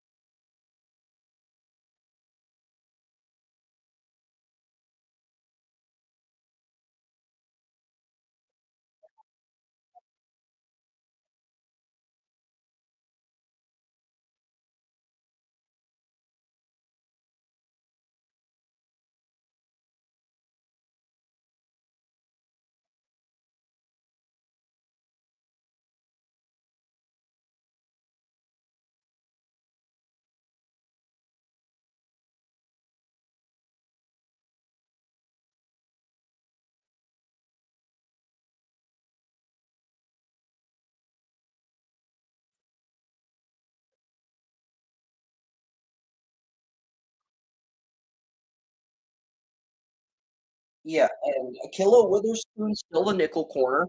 Levi Wallace was the number 1 because Pittsburgh had Levi Wallace and Cameron Sutton rotate at number 1 and number 2 corner. And even though Cameron Sutton was the number 2 corner, he still finished in the top 50 in Pro Football Focus among corners, whereas Levi Wallace, I think, was 51 out of 81 corners or something. I don't have the exact stat in front of me. But I think Sutton was the only corner of that trio to finish in the top 30 on Pro Football Focus. And you replace him with Patrick Peterson. So, and I feel like the Steelers downgraded at linebacker too, Joey. Because here's what the Steelers did at linebacker. They cut Miles Jack to save cap space. They let Spillane walk. They let Devin Bush walk. And their 2 additions are Cole Holcomb, who played in a 43 defense his entire career, and former Patriots linebacker Landon Roberts, who struggled with Miami. So, I mean, Landon Roberts was a decent stopgap, I guess, but Jerome Baker was the best linebacker on Miami when healthy. And Miami drafted Channing Tindall out of Georgia, I believe. So I think Tindall's ready to start next year. And Pittsburgh basically replaced Miles Jack, Devin Bush, and Spillane with Cole Holcomb and Landon Roberts.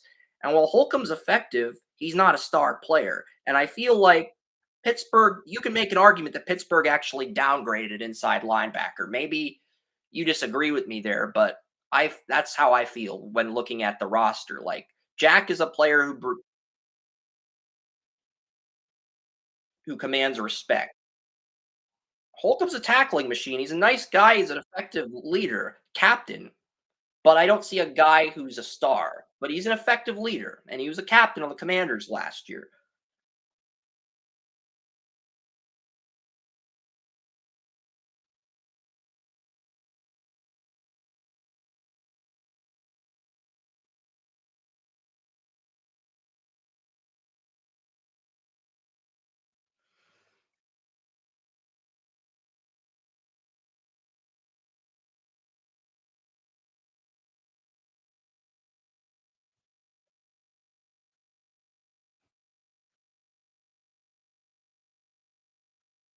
I mean, there was no reason to get rid of Miles Jack. He's your best linebacker. Spillane and Devin Bush are both expendable. I'm not arguing that. They are, but instead of keeping one really good linebacker and trying to get a above average to good linebacker to complement Miles Jack, which is what a smart NFL GM does, Pittsburgh decides to release their best inside linebacker to save cap space so they can keep their safety tandem of Edmonds and Fitzpatrick and then keep their cornerback group intact, keep their edge rushers intact. And unless you can extend Highsmith, there's really no reason to justify this because Highsmith's in a contract year. You bring back Ogunjobi, and Ogunjobi's good, but if we're ranking the Steelers' defensive players, Watt and Fitzpatrick would be 1 and 2. Hayward would be 3. And those are the untradables. These guys, those are the Steelers for life. That's the Steelers for life on the Steelers defense. And then the fourth best player on that defense, you can make an argument for Highsmith after his breakout season, and you can make an argument for Miles Jack. And then there's everybody else. Maybe Sutton. Sutton would be in that second tier as well. And then there's everybody else. We probably agree on this as far as the Steelers go. That's the sad thing. We both dislike the Steelers, and we're in complete agreement on this.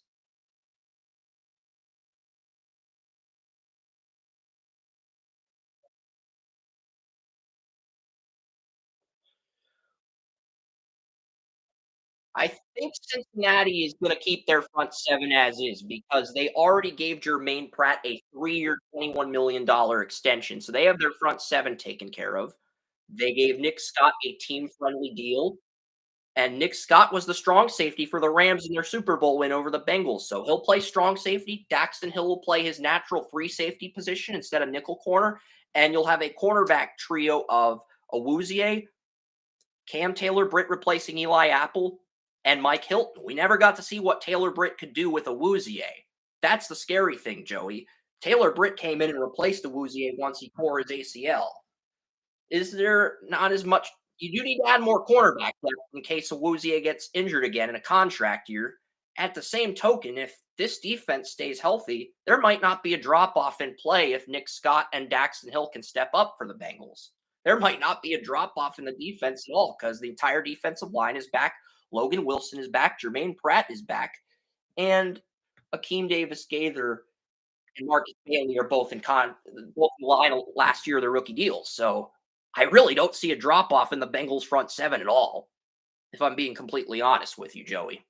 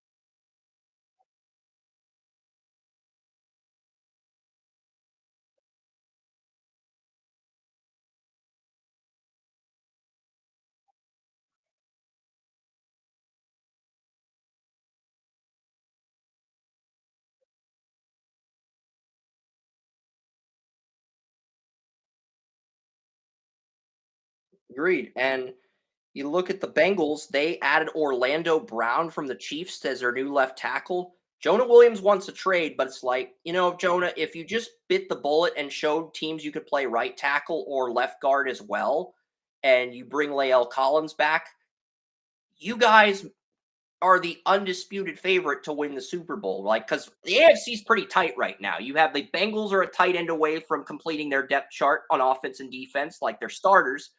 The Bills are a middle linebacker replacing Tremaine Edmonds away from completing their depth chart. And the Jaguars are a nickel corner away from having quality starters on both sides of the ball. I mean, it's that freaking tight in the AFC right now. And the Chiefs lost an abundance of talent in free agency so far. And the Chargers are going to have Rashawn Slater back. They re signed Trey Pipkins. They cut Filer to save cap space. And they're going to move Sal Year over to left guard. So, I mean, I would argue the Chargers might be in better position than the Chiefs if they could stay healthy and don't Charger next season. I mean, so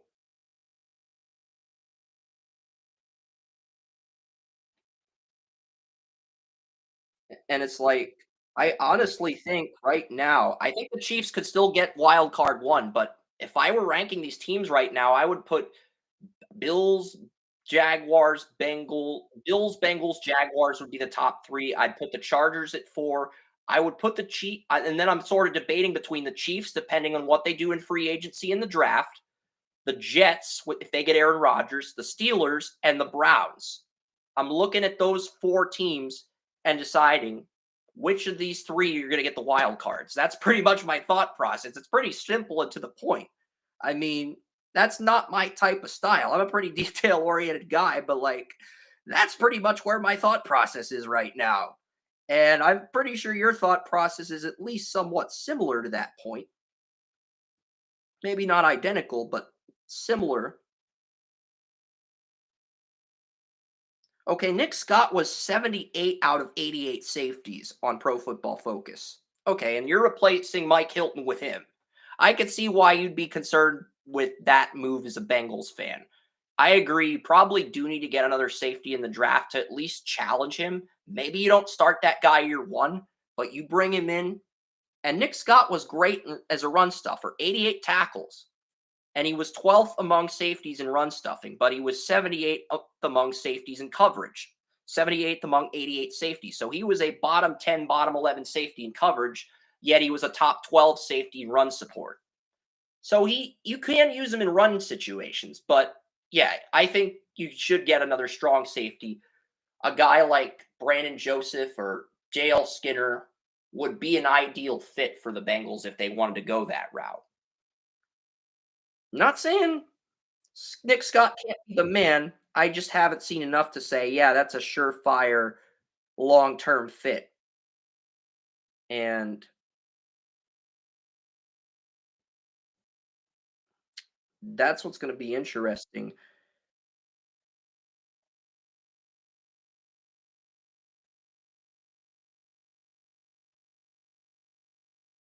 I'm the Bengals. I'm still talking about the Bengals, but Nick Scott was a top 12 run stuffing safety, but a bottom 11 coverage safety.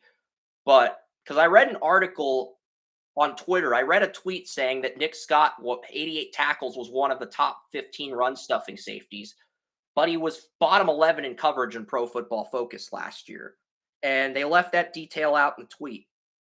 I think that's pretty. I might be a Bengals fan, I don't know, but like I think that's a pretty big detail to leave out when selling a player, especially a player that's going to replace Mike Hilton or Von Bell, not Mike Hilton. Mike Hilton's still a Bengal. Von Bell, but that's a pretty big detail to leave out.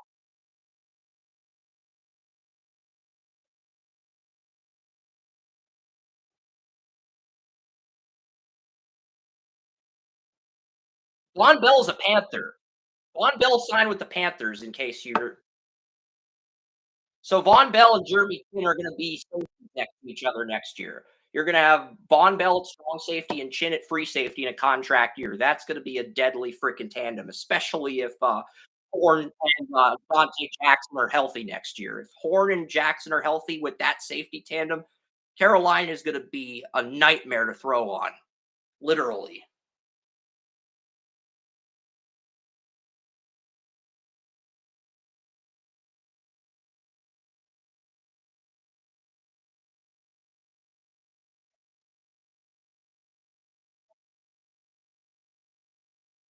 I do like Jackson Hill.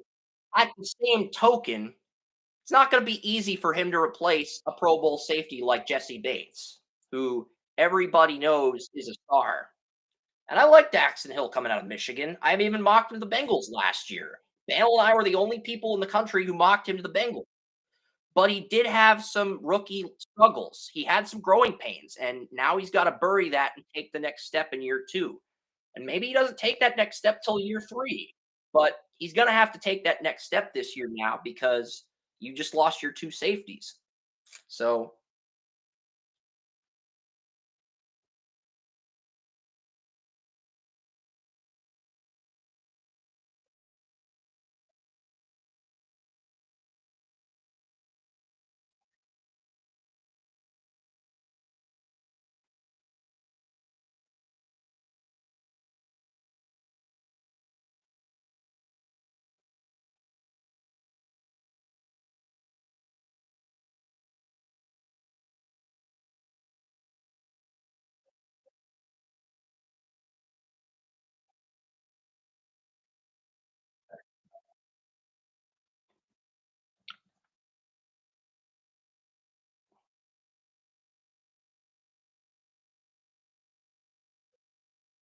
I mean, if Awuzie and Cambritt Taylor are healthy, the cornerbacks might be able to make up for some of the missed coverage assignments by the safeties. At the same token, it's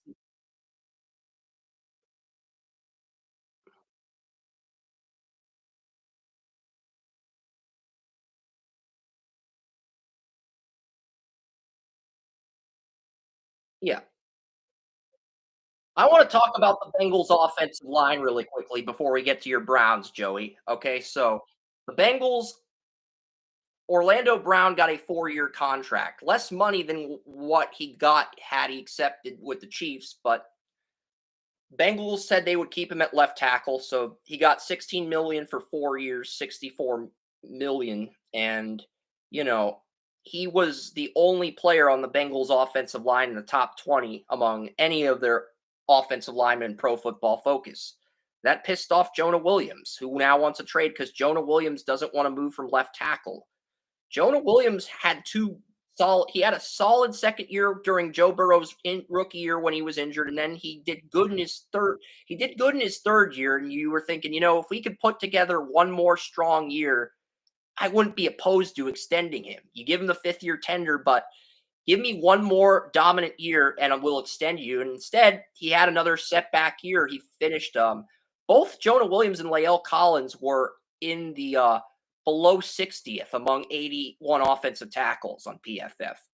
Cordell Volston was in the 65 range, and the Bengals center, former Patriot, it was 15th among 36 centers.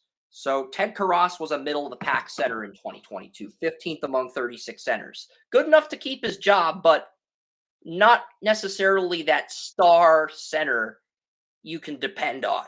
So, I mean,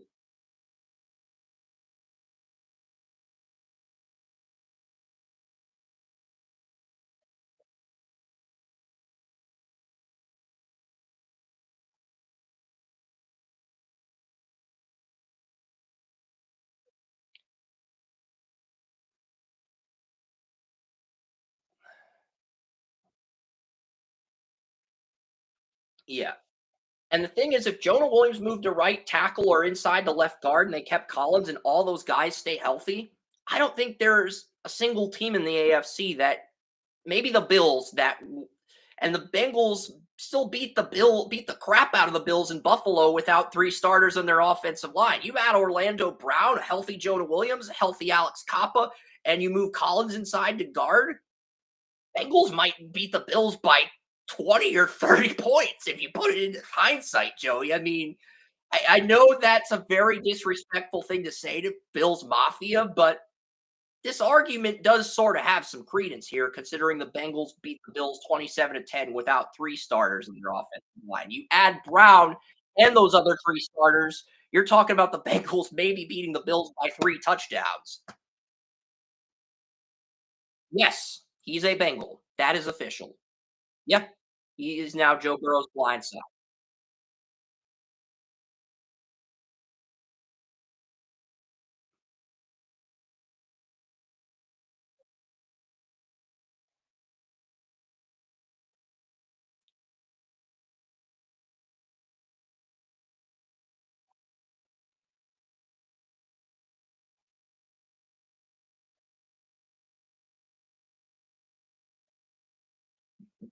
Jonah Williams is a bubble player right now, Joey, because Jonah Williams, season-ending injury as a rookie, 2 really good years. He had a year where he dealt with some growing pains in year 2 after Burrow suffered a season-ending injury, but in his defense, the rest of the Bengals' offensive line lacked stability outside of him. And then in year 3, he was the starter for every game during the Bengals' run to the Super Bowl. I'm not saying he's expendable, but he's on the chopping block this year. He has to do something this year if he wants that second contract with the Bengals. He has to. He has to have a big year.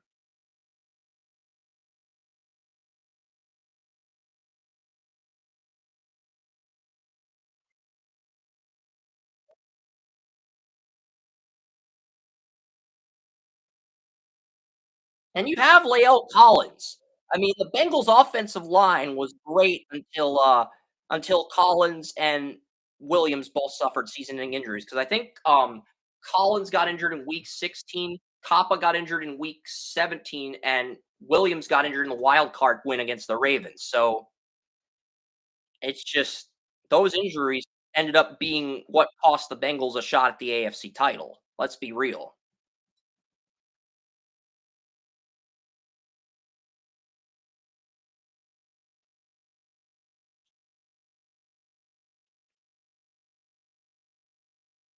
The undisputed favorite in the AFC because if you put Williams at right tackle, Williams 61 among 81 offensive tackles on Pro Football Focus. Lael Collins was 68 among 81 offensive tackles. And the left guard Cordell Volston was like 55 among 65 65 guards or 77 guards, 55. So you could kick Collins inside the left guard where Volston plays. You get Alex Kappa back, who was in the top 20 among 60 something 50 something guards, and then you have your center in Ted Karras, and that would be your offensive line. That is an offensive line that could win Joe Burrow a Super Bowl if all those guys can put their egos aside. Thing is, I don't think they can put their egos aside unless Joe Cool talks some sense into that group. Because you have 2 guys in Brown and Williams who both wanna be left tackles, and Brown proved he can be a left tackle when Ronnie Stanley had durability issues. And Jonah Williams still has those durability issues. They're not as severe as Stanley's were, but they are concerning to a degree. And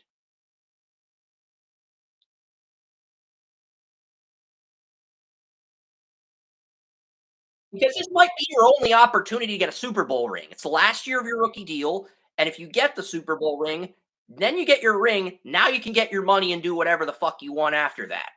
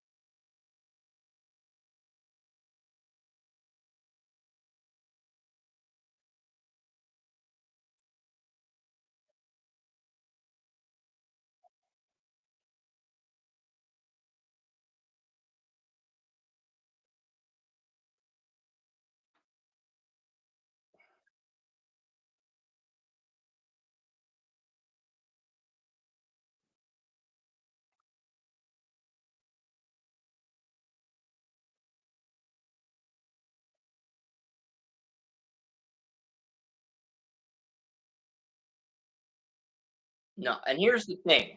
What is Jonah Williams' market? I've gone through the depth charts of every team in the league, and when you look at all the contracts, there's maybe 3 teams that would trade for Jonah Williams. The Rams, the Bears, and the Titans, because the Titans are probably going to draft the first left tackle 11. Maybe the Patriots, but I think the Patriots are looking at Peter Skoronsky, Broderick Jones, Paris Johnson. They're looking at one of those guys and maybe moving Trent Brown back to right tackle.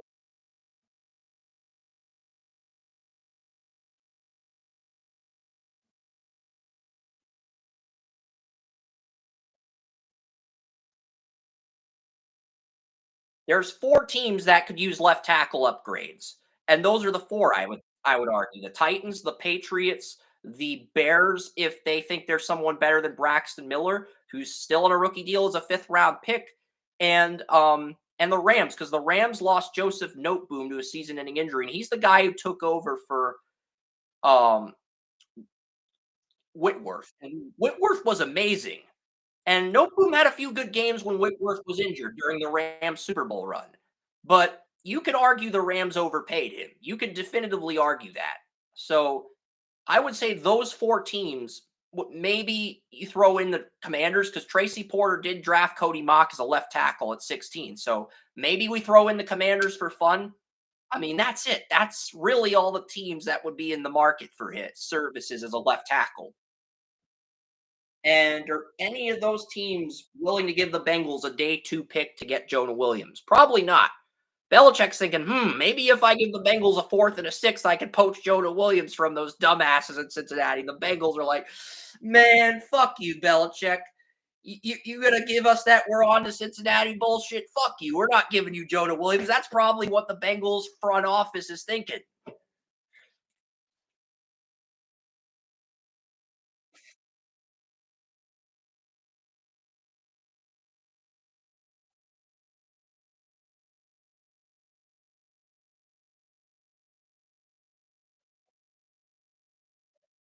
Well, the Bengals don't really have a front office. Their director of player personnel is the GM for the team. So the owner pretty much tells the director of player personnel what to do, and he just carries out the owner's orders, but he has control and final say on the picks.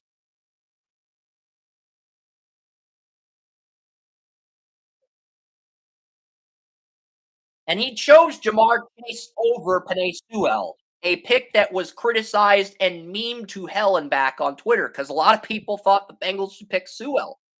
And they got that right. Joe Burrow and Chase, they were teammates at LSU.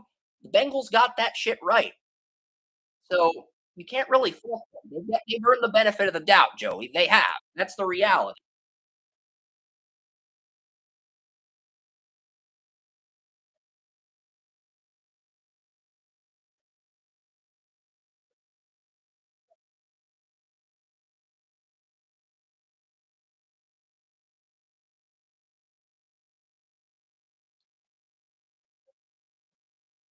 If the Bengals offensive line can put their egos aside and the Bengals can get a tight end, maybe either any of these 4 tight ends, if you get Mayer, Washington, Kincaid, or Musgrave in the first round, you get any of those 4, and all of these offensive linemen put their fucking egos aside and decide to stay in Cincinnati 1 more year for Burrow, they are the undisputed favorite in the AFC. Period.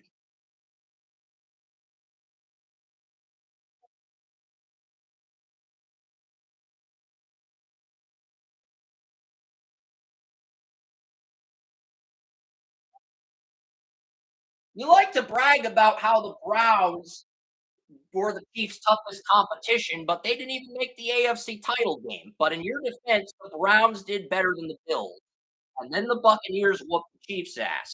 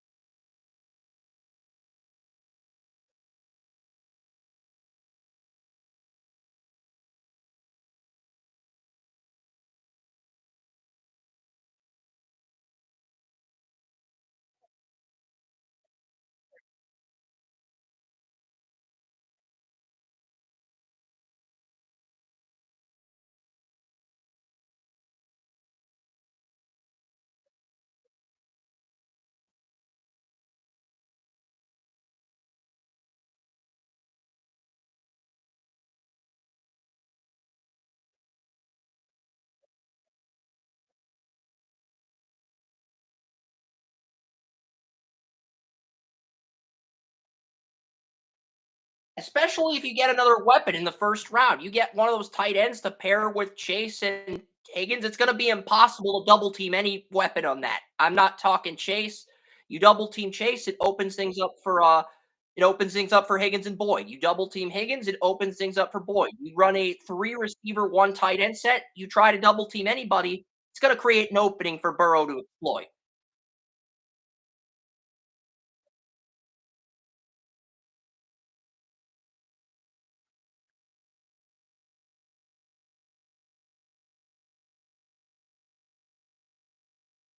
But it was because of the offensive tackles. You're just acting like the Browns blew an opportunity to get to the AFC Championship because you couldn't beat Chad Henne. And in the AFC title game, both the left tackle Fisher and the right tackle Mitchell Schwartz both suffered season-ending injury. You're stating what happened from a Browns fan's perspective. From a Browns fan, you're not stating the entirety of what happened to the Chiefs. What happened to your team? You're not looking at the other team. We'll get to the fucking Browns, okay? We got the 7 other divisions to cover. We're never gonna get through this if we argue about shit, so why don't you tell us about the Browns move?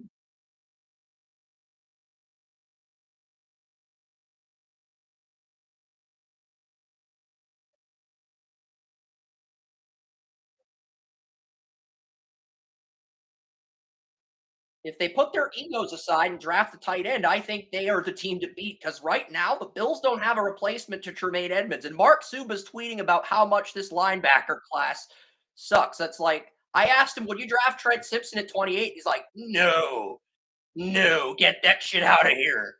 No." But, Mark thought Doc Darnold was gonna be a rock star and Josh Allen would be the worst QB in the draft, and the Bills ended up with the best QB in that draft. So, you know, I'm just saying. A and Mark had a 4th round grade on Mahomes too. I'm not trying to be an asshole, but I love Mahomes and Mark had a 4th round grade on him. So, I kinda earned bragging rights there.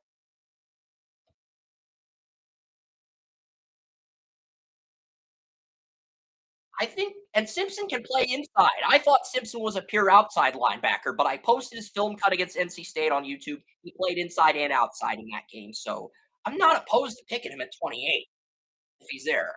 I'm just saying,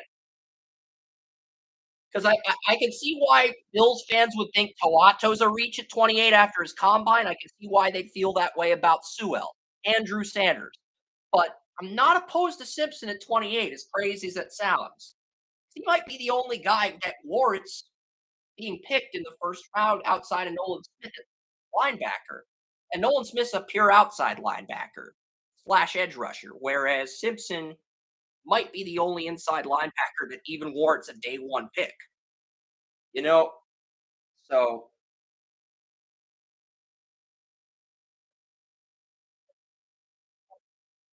let's get to your Browns. We got 7 other divisions we got to run through before 12:10 when the college basketball games start. Um, Browns, they got Ogbonina Okoronkwo.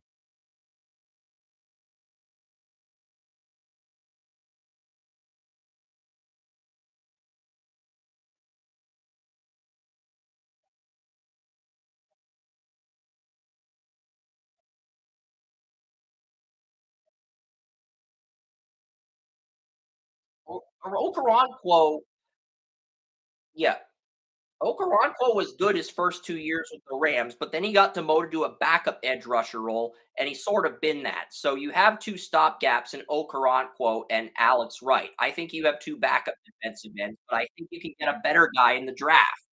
But the other thing is, if the guy in the draft isn't ready to play week 1, you have your stopgaps. You have your competition. Best man wins.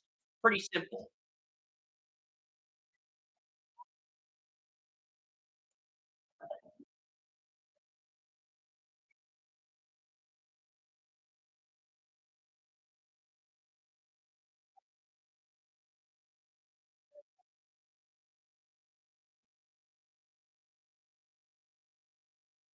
I loved him coming out of Oklahoma, but he never really blossomed with the Rams. And he had 5 sacks. He only had 32 tackles and 5 sacks with the Texans. Yeah.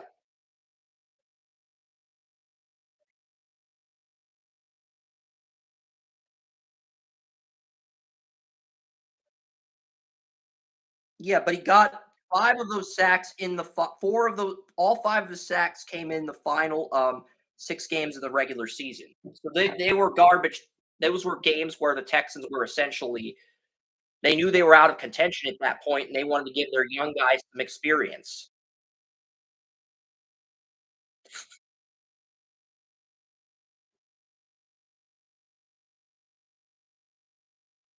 I think everybody knew they were gonna be the worst AFC team in the league, okay? Everybody and their mother knew they were the single worst AFC team in the league this year.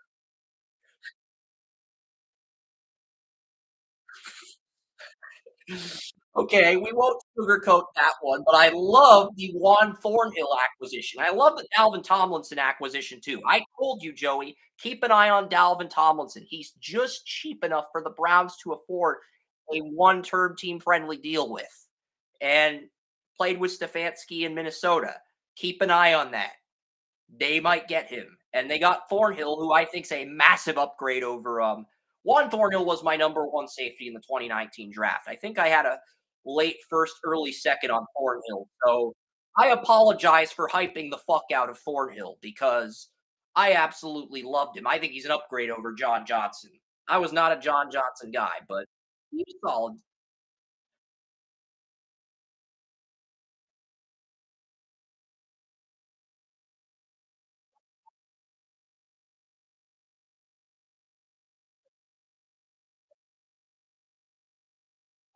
Well, Juan Thornhill was a free safety at Virginia his entire college career, and he was a free safety with the Chiefs for his entirety of his rookie deal. So, and I thought he was a guy with borderline Pro Bowl potential coming out of Virginia.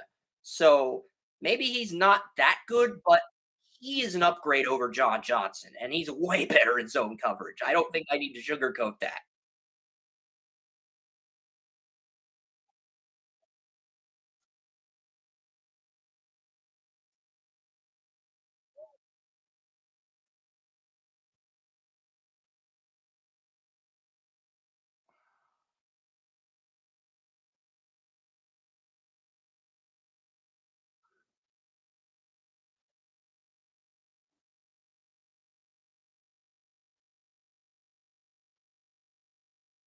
These guys are casual Browns fans that don't follow the NFL draft like we do.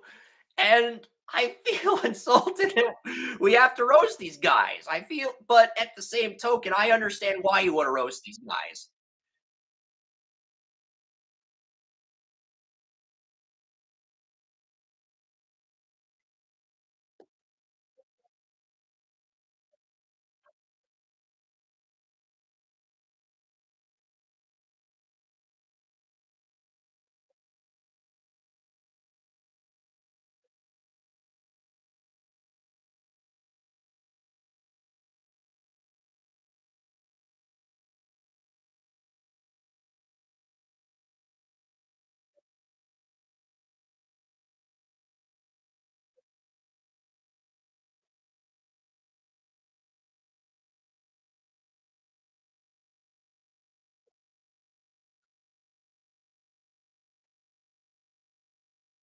I'm looking up my safety rankings for the 2019 draft. I archive all my draft rankings on my virtual draft board. So I'm looking up where I had um, each safety ranked. And my number one safety in that draft, I think, was Juan Thornhill.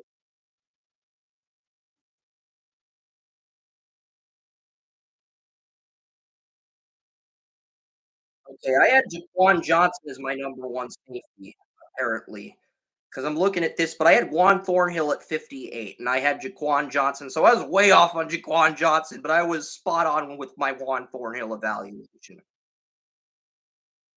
And my number three safety in that draft list was Nasir Adderley. Now he retired. He actually retired from football after this year, but Adderley had an amazing Senior Bowl that year, and Thor- Thornhill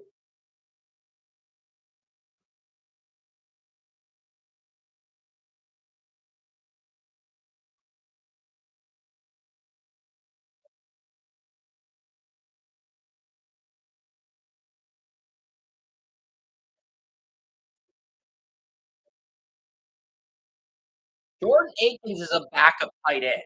He's not even the best tight end on that team in terms of upside. Brevin Jordan is. However, Akins is a really good backup tight end to have. He will provide competition for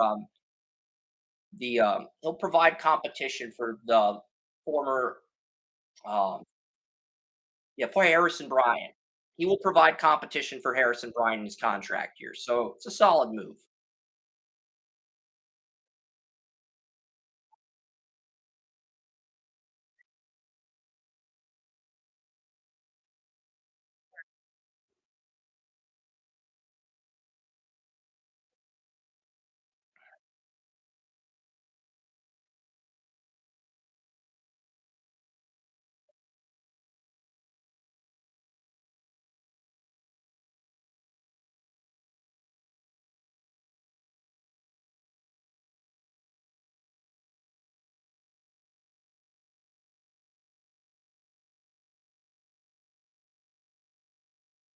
Yeah.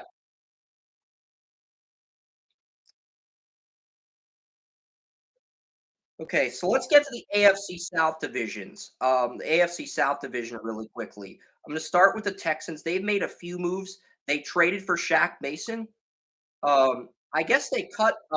I guess they cut AJ Can because I don't see AJ Can on the Texans depth chart. I thought the Texans did not release him, but I'm on our lads. I don't see AJ Can. I think that means the Texans released him. We were both critical of Can. We didn't hate him, but we were very critical of his 2022 season. We thought he underperformed. So they traded for Shaq Mason. They got Shaq Mason for a seventh round pick, which is a solid move because he rebounded in Tampa despite being playing with New England his entire career. The Texans also added Robert Woods as their replacement to Brandon Cooks, who they know they're going to trade post June 1st. So it's probably going to be Nico Collins, Woods, and John Mechie competing for the number one receiver job or whoever the Texans drafted too. They did bring in Case Keenum. So Jeff Driscoll's gone, and you're going to have Keenum and Mills competing for the backup job. I still think the Texans draft a quarterback at 2, and it's going to be the quarterback competition between the rookie Davis Mills and Case Keenum for that. I expect the rookie to win, but there are reports the Texans might take Anthony Richardson at 2, and maybe the Texans decide, you know what, we're going to develop Richardson while the rookies suck with shitty receivers, and then we'll upgrade our weapons. I don't know what the Texans are going to do.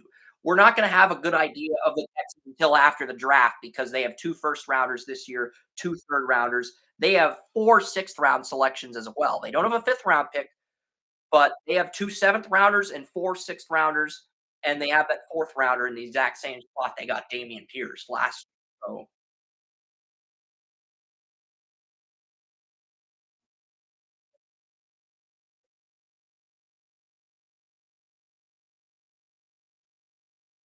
I think Stroud and Young are going 1 and 2 personally. But I've heard a lot of insiders, even guys like Benjamin Albright, saying the Panthers want a pocket quarterback, and they think Stroud, with his size, is a better fit for their team. Young might have the most upside, but Stroud might be a better scheme fit for their offense. So I want to see what both QBs do at their pro day before I do my final mock draft. I've got the first 6 rounds set up, and I actually finished the news ticker for the seventh round before the podcast today. So that I did get done. So wasn't unproductive. It was a pretty productive morning, but I mean, outside of trading for Shaq Mason and adding Robert Woods, they did bring in Sheldon Rankins. I do like that move. Sheldon Rankins, Texans needed some leadership on their defensive line, and Sheldon Rankins, a one year, $10 million deal. I actually really like that move for the Texans. And they also signed Jimmy Ward to pair with Jalen Patir. And Tavier Thomas, last year's starting nickel corner, got injured early in the year. Texans re-signed him to team-friendly deals, so Tavier Thomas and Desmond King are basically competing for the nickel job in training camp. Yeah, and you have Jimmy Ward with Patir. Yeah, Jimmy Ward and Patir are the starting safeties for Houston now. That is a much improved tandem. I'm not saying they won't have their struggles, but that's an improvement over what you had because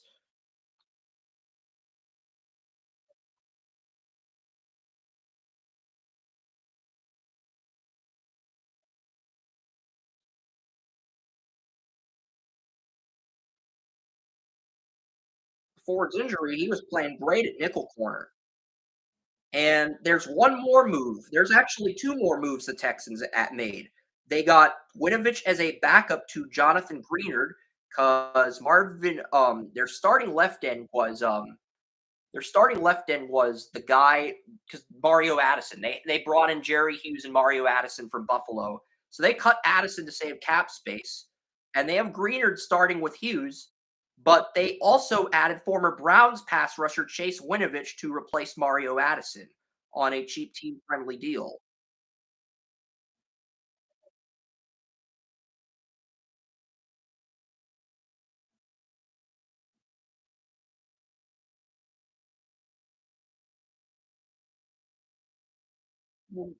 Well, the Texans GM Nick Casario was with the Patriots when they drafted Winovich in 2019. I think Casario is just gambling on Winovich at this point because they don't really have that fourth edge rusher to round out their core. And while Hughes is effective, you can't really say he's a star anymore because Rasheem Green, their number 4 guy, is a UFA.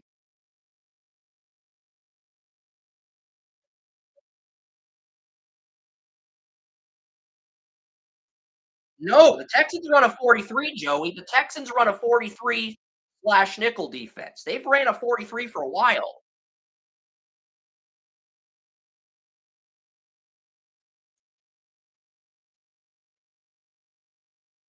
Well, I think they're going to run a 43 slash nickel defense because that's what the Niners ran. They ran a hybrid defense that was 43 base and nickel. Those were the two packages DeMeco Ryans used in San Francisco. I think that's what they're going to run. But Matt Burke's going to be transitioning from the Cardinals defensive line coach in a 34 defense to calling the plays in a defensive scheme he's not necessarily familiar with. It's going to be a big transition, but it's the guy JJ Watt recommended. So we'll see what happens with the Texans. Let's move on to Colts. Gardner Minshew. I don't know if they've done anything else besides add Gardner Minshew. I mean, it's been a pretty quiet offseason for the Colts. And they did trade Stephon Gilmore to the Cowboys for a fifth round pick. So Gilmore's no longer on the Colts. They traded him away.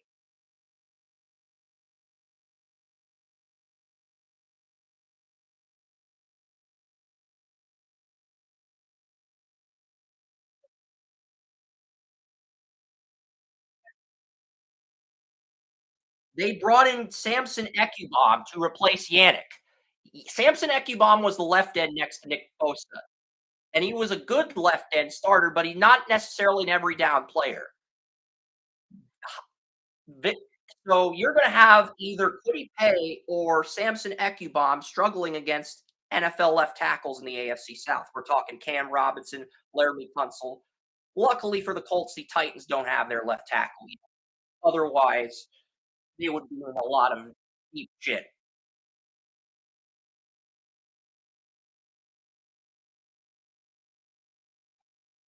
And they don't have I thought Stephon Gilmore was the Colts' best corner. So you don't have Stephon Gilmore. I think that makes things even easier for Trevor Lawrence now with him gone.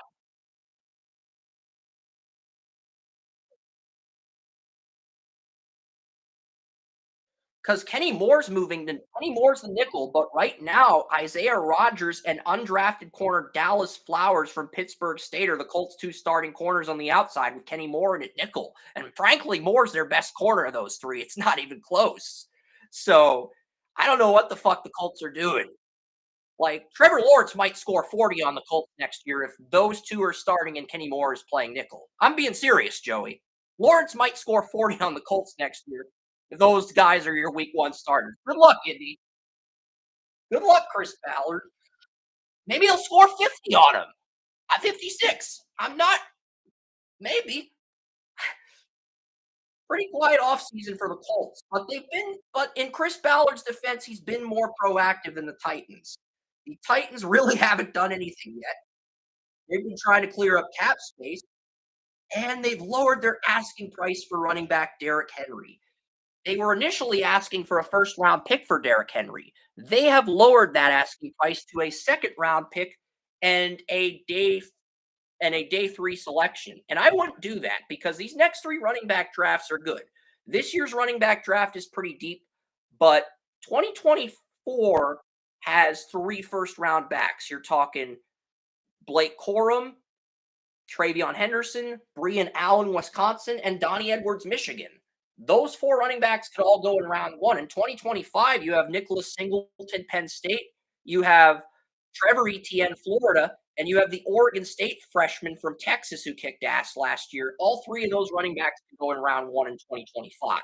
I know it's premature to say that, but the next 3 running back drafts, at the top at least, look pretty decent. So, I mean, if you could get a first for Henry, I'd move him right now. But I think most NFL teams understand that the next 3 running back drafts are semi decent. So they're not willing to give up a first for Henry.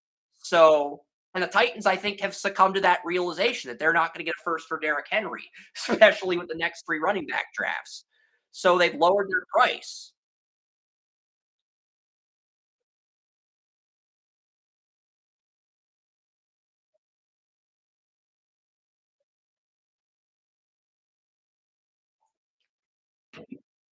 And here's the thing, Joey. If the Titans trade Derrick Henry for less than a first round pick, he could tear it up like AJ Brown and it could come back to bite the Titans in the ass again. It could.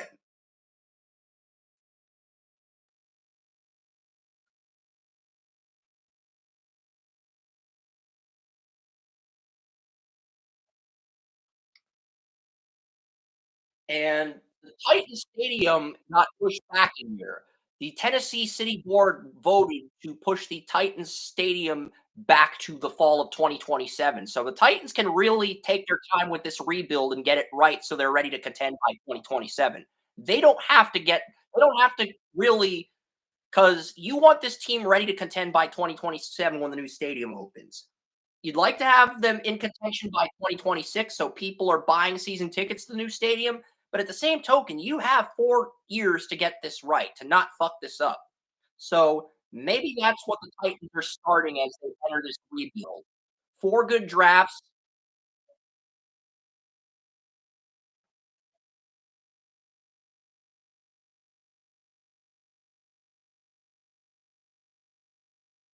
Yeah.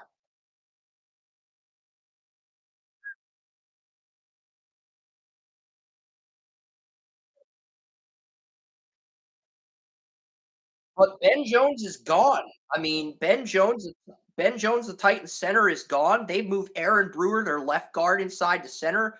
They got backup 49 Daniel Brunskill was a backup on the 49ers offensive lineman, and the Titans signed him as a starter. So somehow the Titans have made their interior offensive line worse. And their left tackle at the moment is Andre Dillard, the Eagles' backup left tackle. He's getting a second chance with the Titans at the moment. I mean, I don't think Andre Dillard keeps the Titans from drafting a left tackle at 11 if Paris Johnson Jr. is there. I just don't. Because, I mean, honestly, he was a bust. I mean, Dillard was. I'm glad he's getting a second chance somewhere else, but I think he'll end up as the backup left tackle by week 1 if the Titans unless the Titans pass on a left tackle 11, I think he'll be the backup. Or maybe the Titans are trying to tank for a top 5 pick in 2024 because you get that top 5 pick, that opens up Caleb Williams and Drake May as possibilities, and if you don't pick high enough for a QB, you could get Olawanu Fashanu Penn State or Joe Alt Notre Dame at 3 or 4. So maybe the Titans are using Dillard as a stopgap to try to maximize the possibility of getting that top 5 pick in 2024. I don't know, but they've been quieter than usual. The Titans and Colts have both been quieter than usual.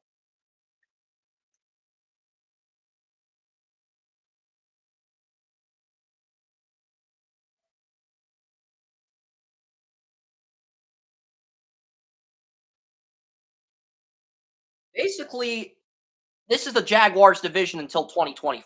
Essentially, if the Texans hit on their next 2 drafts in 2023 and 2024, they will have enough talent to push the Jaguars for maybe a wild card spot, possibly split with Jacksonville, but they're not going to sweep the Jaguars. That's all. But the Colts, they have to get it right at quarterback. And if Bernard Raymond can play like he did down the stretch, maybe the Colts have a shot, but I would argue the Colts are a long shot in that respect. I want to quickly view the Colts depth chart one more time. I think they added someone else that I didn't mention. I thought they added another receiver in free agency, but I guess I was wrong on that. But we got to get to the Jaguars really quickly. So, and Zach Moss, Nick Foles is still on the Colts active roster. The Colts never cut Nick Foles, so if they draft Richardson or Levis at 4, you could see Minshew and Foles both play before the rookie gets inserted in. That's not out of the realm of possibility. If they draft Richardson or Levis at 4, you could see one of those rookies start out as a third stringer. And I know Colts fans would be panicking, but probably is the best thing for the team right now. I mean, Colts are ready. I don't think the Colts are ready to contend right now.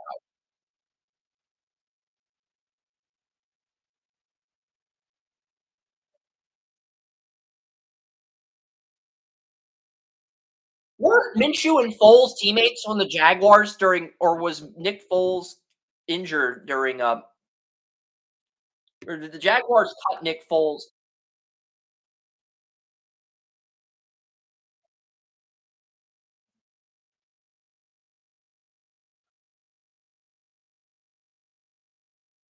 Yeah.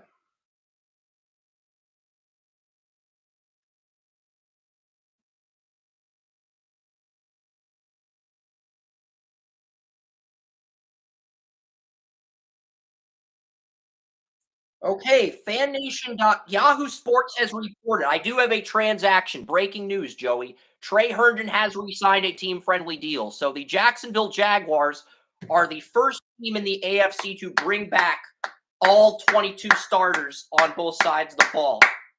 Duval, you get a round of applause from me for that. I am impressed.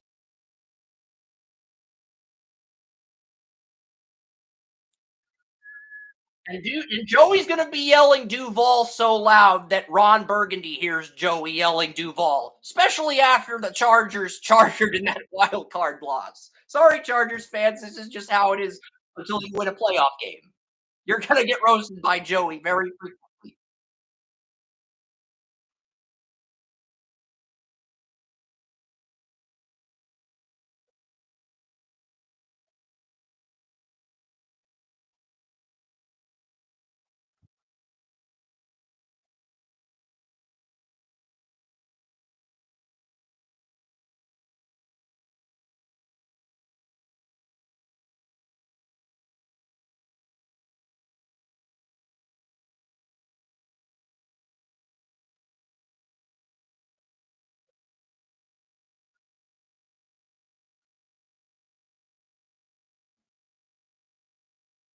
Yeah, I want to get to the AFC East division. I want to at least clear one conference. We may have to save the NFC for free agency updates for next week, but I want to at least try to clear the AFC conference before the college basketball games at 12:10. But in my defense, the first college basketball game is Furman versus I think it's Furman versus San Diego State. The second game is Tennessee versus Duke at 2 p.m. So I'm not opposed to missing the first game of the tournament if because Tennessee versus Duke's a more exciting game than San Diego State versus Furman. Let's face it. So I'm okay with continuing the podcast during that game if we have to, but let's roll through the next division, the AFC East. So the Bills, they brought back Jordan Poyer. They've essentially replaced, they brought in a guard through free agency. The Bills did. They brought in, they signed a guard through free agency. I don't remember who they got. I know the Jets, pretty simple. Try to get Aaron Rodgers without giving up a first. The Packers want a first for Rodgers and something else. The Jets really only want to give up a second in this year's draft for Rodgers. And essentially, the Jets have the leverage here because the Jets can say, you know what? If you're not going to give us what we want for Rodgers, we'll go out and get someone else through free agency or the draft. So, I mean, and I honestly think Rodgers is going to get traded to the Jets. But the Bills went out. They signed Dallas Cowboys left guard Connor McGovern, who came in. Connor McGovern started at left guard for a few games when Tyron Smith was injured, but now Dallas will have Tyler Smith, Tyron Smith, and the other guy from Texas Tech, the other tackle they had last year, the guy who suffered an ACL, that Terrence Steele. So they're gonna have Steele, Tyron Smith, and Tyler Smith next season, all under contract. So that left Connor McGovern as the odd man out, and Connor McGovern's going to come in and replace Roger Saffold, and Ryan Bates and Ike Bodger, who took a year off for personal reasons, are going to be competing for the right guard job. So I don't think the Bills have to draft a guard early now if they like McGovern at left guard and they've got Bates and Bodker competing for right guard. I'm not saying the Bills won't draft a guard, but he won't be a day one starter. That's what I'm saying. Because with McGovern there, you've got that stopgap. And James Cook's taken over for Singletary. You still got Hines. You do need a third running back for depth, but you've got your top three receivers in Davis, Diggs, and Shakir. But you just released Isaiah McKenzie. Crowder's a UFA. Cole Beasley's a UFA. Kumero's a UFA. You could definitively argue that's all of the Bills' depth. They did pick up Deontay Harty from the Saints, though. Very speedy, deep threat.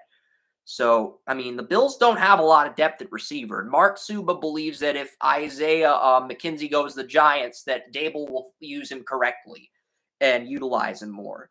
And that argument's debatable. I'm not criticizing that, but I don't necessarily agree with that point either. So, you know, and as far as the Bills go, they have every defensive starter back except Tremaine Edmonds. They managed to bring back Jordan Poyer on a team-friendly deal. They do have Micah Hyde back, and they have DeMar Hamlin. He could be cleared to play next season. So it's not like the Bills are in deep shit anymore. I mean, they've got every starter except Edmonds back. And if you get Trent Simpson at 28, this Bills team might be the favorite to win the NFC if you exclude the Bengals. I mean, because you look at the three-star QBs in the AFC, Burrow, Allen, Mahomes, the Bills get a new stadium in 2026, and the only one of those three that hasn't gone to the Super Bowl yet is Josh Allen. So there is the most pressure on him because everybody thought he would take that leap this year, but I kept telling you the Bills are a year away. Just wait. And now I'm trying to figure out what they're going to do at middle linebacker because if they can figure that out, I think they are the team to beat outside of the Bengals. But if they don't, you're looking at maybe the Jaguars. Jaguars probably jump them, and maybe the Chargers or Chiefs jump them, depending on what happens in the draft. My friend Kyle, I'm at his house at the moment.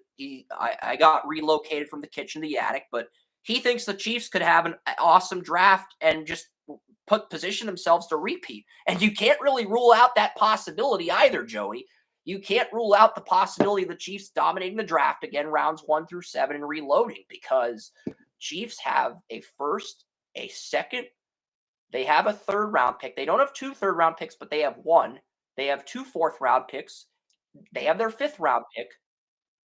They have 2 6th-round picks. They don't have their 6th-round pick at 32 in round 6, but they do have the number 1 pick in round 6 because when the Dolphins traded Tyreek Hill to Kansas City, Miami didn't send their 6th-round pick in 2023 to Kansas City. Miami sent the Bears pick from Kansas City, the Bears pick. And the Dolphins traded Jakeem Grant to the Bears for a 2023 6th-rounder from Chicago. So Miami traded the pick from Chicago to Kansas City to get Tyreek Hill, thinking that the Bears wouldn't be the worst team in the league. All of a sudden, the Chiefs have the number 1 pick in round 6, as well as the last pick in round 6. I think the Chiefs also have 2 7th-round picks, including the last pick in round 7 and a comp pick in round 7. So Brett Veach has 2 6th-rounders, 2 7th-rounders, 2 4th-rounders, plus a first, second, third, fifth. I think the Chiefs might be the only team in the league with a pick in each round of the draft. That's fucking scary, Joey. It is. It's like if they have another good draft, who knows when their Super Bowl window is going to end, especially with the officiating. I mean, hate to say it, but as long as they got Kels, Veach, Reed, and Holmes, their window's still there. But with the Chiefs, I can't really say bet on them right now. See what they do in the draft and then make a decision if you think they're a contender or not. Chiefs are in wait and see mode whether we like it or not. Because if they have a draft like 2019, the Chiefs could end up putting everything together and 4 years later. But if they have a draft like they did in 2021 and 2022, this rebuild might be quicker than we anticipate for the Chiefs. So yeah, the Chiefs lost a lot of guys, but the Bills really took care of a lot of their need. The Jets have a lot of defensive tackles they need to add, but they did bring back Quincy Williams. They did trade for Chuck Clark. They did sign Alan Lazard as a number 2 receiver.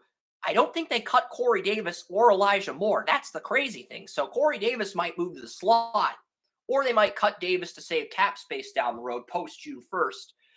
And they're in a really good position where the Jets, Aaron Rodgers puts everything together. This offensive line stays healthy. They are a wild card team at the very worst. But right now, with Juwan Brown's injuries, with Elijah Vera Tucker's season-ending injury, with Becton having 3 consecutive season-ending injuries, right now I'm very bearish on the Jets. I'm not ready to buy low on them yet, but they got a chance.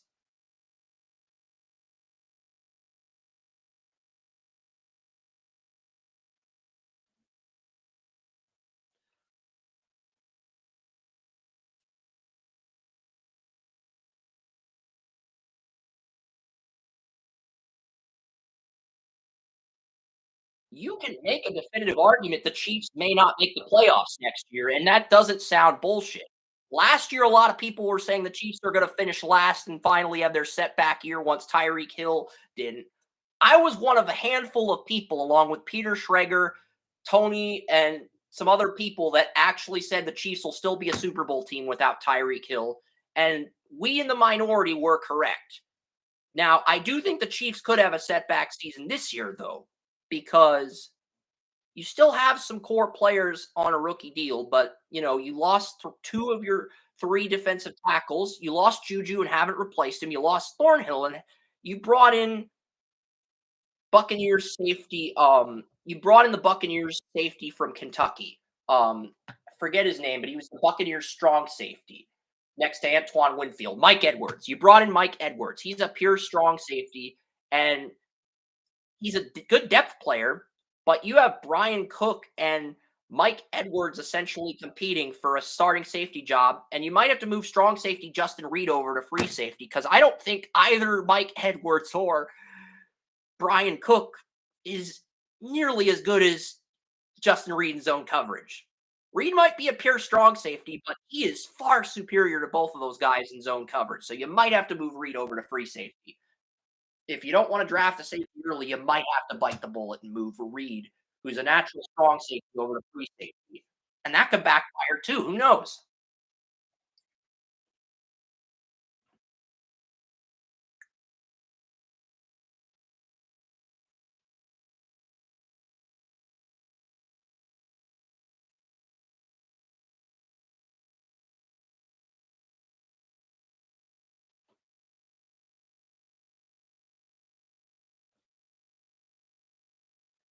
Because they're about as pissed off as Samuel L. Jackson and Snakes on a Plane. Brandon Beane, the Bengals front office, they're about. Mahomes has 2 Super Bowls, and their Pro Bowl QBs have no rings. They're about as pissed off as Samuel L. Jackson and Snakes on a Plane, where Samuel L. Jackson just snaps and says, I've had it with these motherfucking snakes on this motherfucking plane.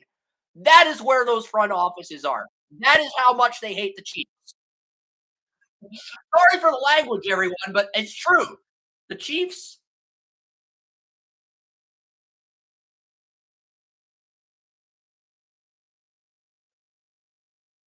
the Chargers only needs are at maybe 34 left end and free safety to replace. You need to replace Jerry Tillery and Nasir Adderley. The Chargers brought in Eric Kendricks to replace Drew Tranquill. And let's face it, Kendricks is an upgrade over Tranquill. They re-signed Trey Pipkins. They get Slater back at left tackle. And if Slater is healthy and you move Jamar Salyer into left guard, replace Matt Filer, Chargers offensive line may be where it was 2 years ago. You didn't cut Keenan Allen. You didn't cut Mike Williams. You didn't charger. You somehow avoided chargering. But because of the Chargers' history to charger, Joey's going to be bearish on the Chargers. While I'm bullish on the Chargers right now with Kellen Moore, Joey's going to remain bearish on the Chargers until they don't charger. That's just the bottom line. Chargers win the AFC West, and if they lose the wild card to the Chiefs, they're still going to get roasted by Joey. That's just how it is now. Sorry, Charger fans. It's just how it is. I don't blame you. My friend is very bearish on the Chargers himself. I'm bullish on the Chargers right now because I feel like if they have a good draft, they can actually position themselves as the new team in the division because the enemy's gone. Matt Nagy is the offensive coordinator. The Chiefs promoted their quality control coach to quarterbacks coach. Their other quality control coach is the receivers coach now. So there's a lot of coaching movement on the Chiefs right now in Kansas City. A lot of movement. They've had to remove 2 offensive quality control coaches to positional coaches roles. So you're going to have a brand new quarterbacks coach, a brand new receivers coach. So if Mahomes decides, okay, I'm going to come in, Mahomes is first one in, last one out type of guy. But let's say Mahomes and his family have something personal planned and he doesn't want to go to OTAs and he needs to build new rapport with the receivers. And you have a first-year QBs coach, a first-year receiver coach, and you have Matt Nagy taking over for Eric Bieniemy as offensive coordinator. Not saying Mahomes is going to have a bad year, but he may not match what he did during his MVP season. There is a possibility that happens, as crazy as it sounds, Joey. Now, Tony's going to be the number 1. They're going to have Valdez Scantling and Sky Moore compete for the number 2 job. Whoever loses that will be the slot receiver. and Justin Ross will be back from his season-ending injury. So you'll have Justin Ross back from his season-ending injury, and he might do some damage on this roster as well. So I'm just saying, Chiefs could be just as lethal at receiver, but they could also take a step back with these new positional coaches. I could see this going either way because the Chiefs had continuity outside of losing Mike Kafka. The Chiefs had continuity everywhere in the front office. Ryan Poles and Kafka were really the only losses during the Chiefs offseason when they lost the Bengals in the AFC title game. Those two are the only front office guys they lost. Now you lose Bieniemy, you promote Matt Nagy to coordinator, and you have to move two quality control coaches to quarterbacks and receivers coach. That's a transition. It may not be Mahomes might be good enough to mask that transition, but it's still a transition nonetheless, you know? Maybe we disagree here, but I think that is somewhat of a transition.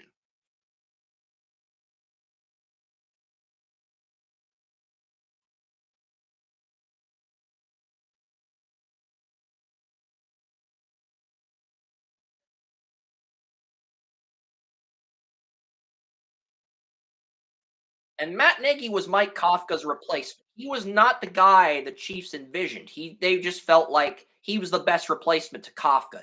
We've already seen Nagy fail as a head coach. Now, could he become Andy Reid's successor if he works hard and he stays in Kansas City till Reid retires? Potentially.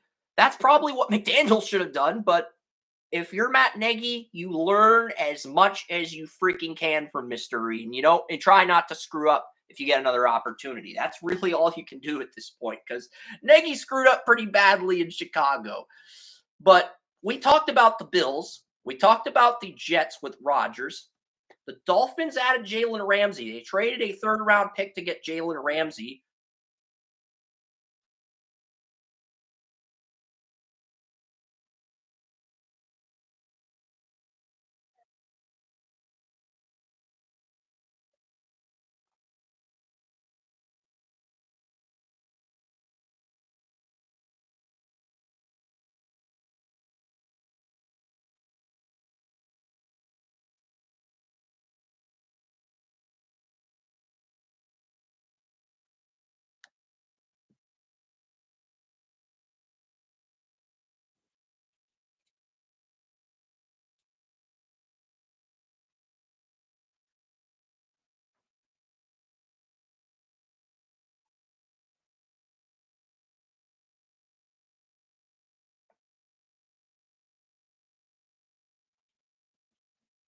Yeah, but I think the Jets are one of these teams.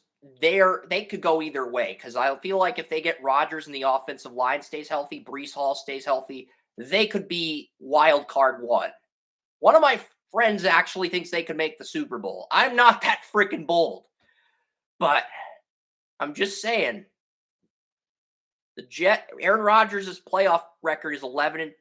I think he's going to end his career in the playoffs 11-11. I think he gets to one more wild card game, and then the Brett Favre effect kicks in, and then age starts to catch up to Rodgers because it already started to catch up to Rodgers last year. But you could argue he had the worst supporting cast in his career, along with injuries on the offensive line. He'll have the offensive rookie of the year, Garrett Wilson. Lazard is number one from Green Bay. He'll have all three tight ends back. Corey Davis back. Elijah Moore back. Brees Hall back from a season-ending injury. Okay. His supporting cast on offense with the Jets, you could argue it's better than what he had in Green Bay. If everyone's healthy, you can make a legitimate argument. And you got that defense with Williams, Sauce Gardner, everyone in the front seven's back. I mean, the Jets have their entire front seven back. They have their top two corners back. I think they have Jordan Whitehead, Chuck Clark, LaMarcus Joyner, and Ashton Davis. I think Joyner is the only one of those four that's a UFA. I think the rest of those three safeties are all under contract on prove-it deals next season, Joey. So, I think Chuck Clark's an upgrade over LaMarcus Joyner. Not a huge upgrade, but an upgrade in terms of overall talent. So, I'm just saying. And the Jets' strength of schedule is better than Miami. Miami is the second toughest schedule behind Philadelphia in the entire league. I'm just saying. And the Patriots made some moves too. They got Juju. I like Juju. I can't say Juju's a definitive number one. Wes thinks he's a definitive number one because of what he did in Kansas City last year. They got Riley Reef. I see him as more of a backup right tackle because Riley Reef had a chance to be the Bears' right tackle, and he couldn't even win the Bears' right tackle job in training camp. So what does that tell you? He's probably a replacement to the backup right tackles because New England lost Marcus Cannon, Isaiah Wynn, and Connor McDermott all to free agency, and they traded Justin Herron to the Raiders. So, and Yadni Kajus is a free agent too. So I think Riley Reef is the backup right tackle. I think the Patriots are going to possibly draft a tackle, move Trent Brown back to right tackle, and then Riley Reef would be the swing tackle. I think that was the thought process behind that move. Patriots cut Jalen Mills. They re-signed Jonathan Jones. They re-signed Jabril Peppers to replace Devin McCourty retiring. Duggar or Peppers is going to move over to free safety, and the other is going to play strong safety. And honestly, Duggar's better in zone coverage than Peppers, in my opinion. But the Patriots did give Peppers a 2-year extension, so that shows they have some confidence in Peppers. I mean, last year Peppers was basically a depth player on that secondary, a backup safety / corner. This year he's going to have a bigger role, and the fact that Belichick trusted him enough to give him a 2-year deal tells me something.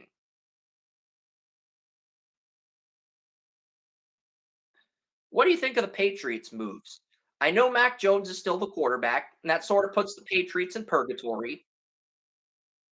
At the same token, the Patriots did get Gesicki from the Dolphins too, and James Robinson. So James Robinson's on the Patriots, Juju's on the Patriots, Gesicki's a number 2 tight end to replace Joe Smith.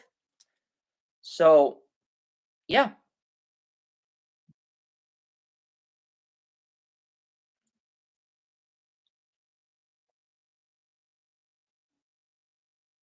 If Tua is healthy, you have the worst quarterback in the division. If Aaron Rodgers becomes a Jet and Tua avoids concussions, you have the worst quarterback in the division to the point where you may only win 2 to 5 games.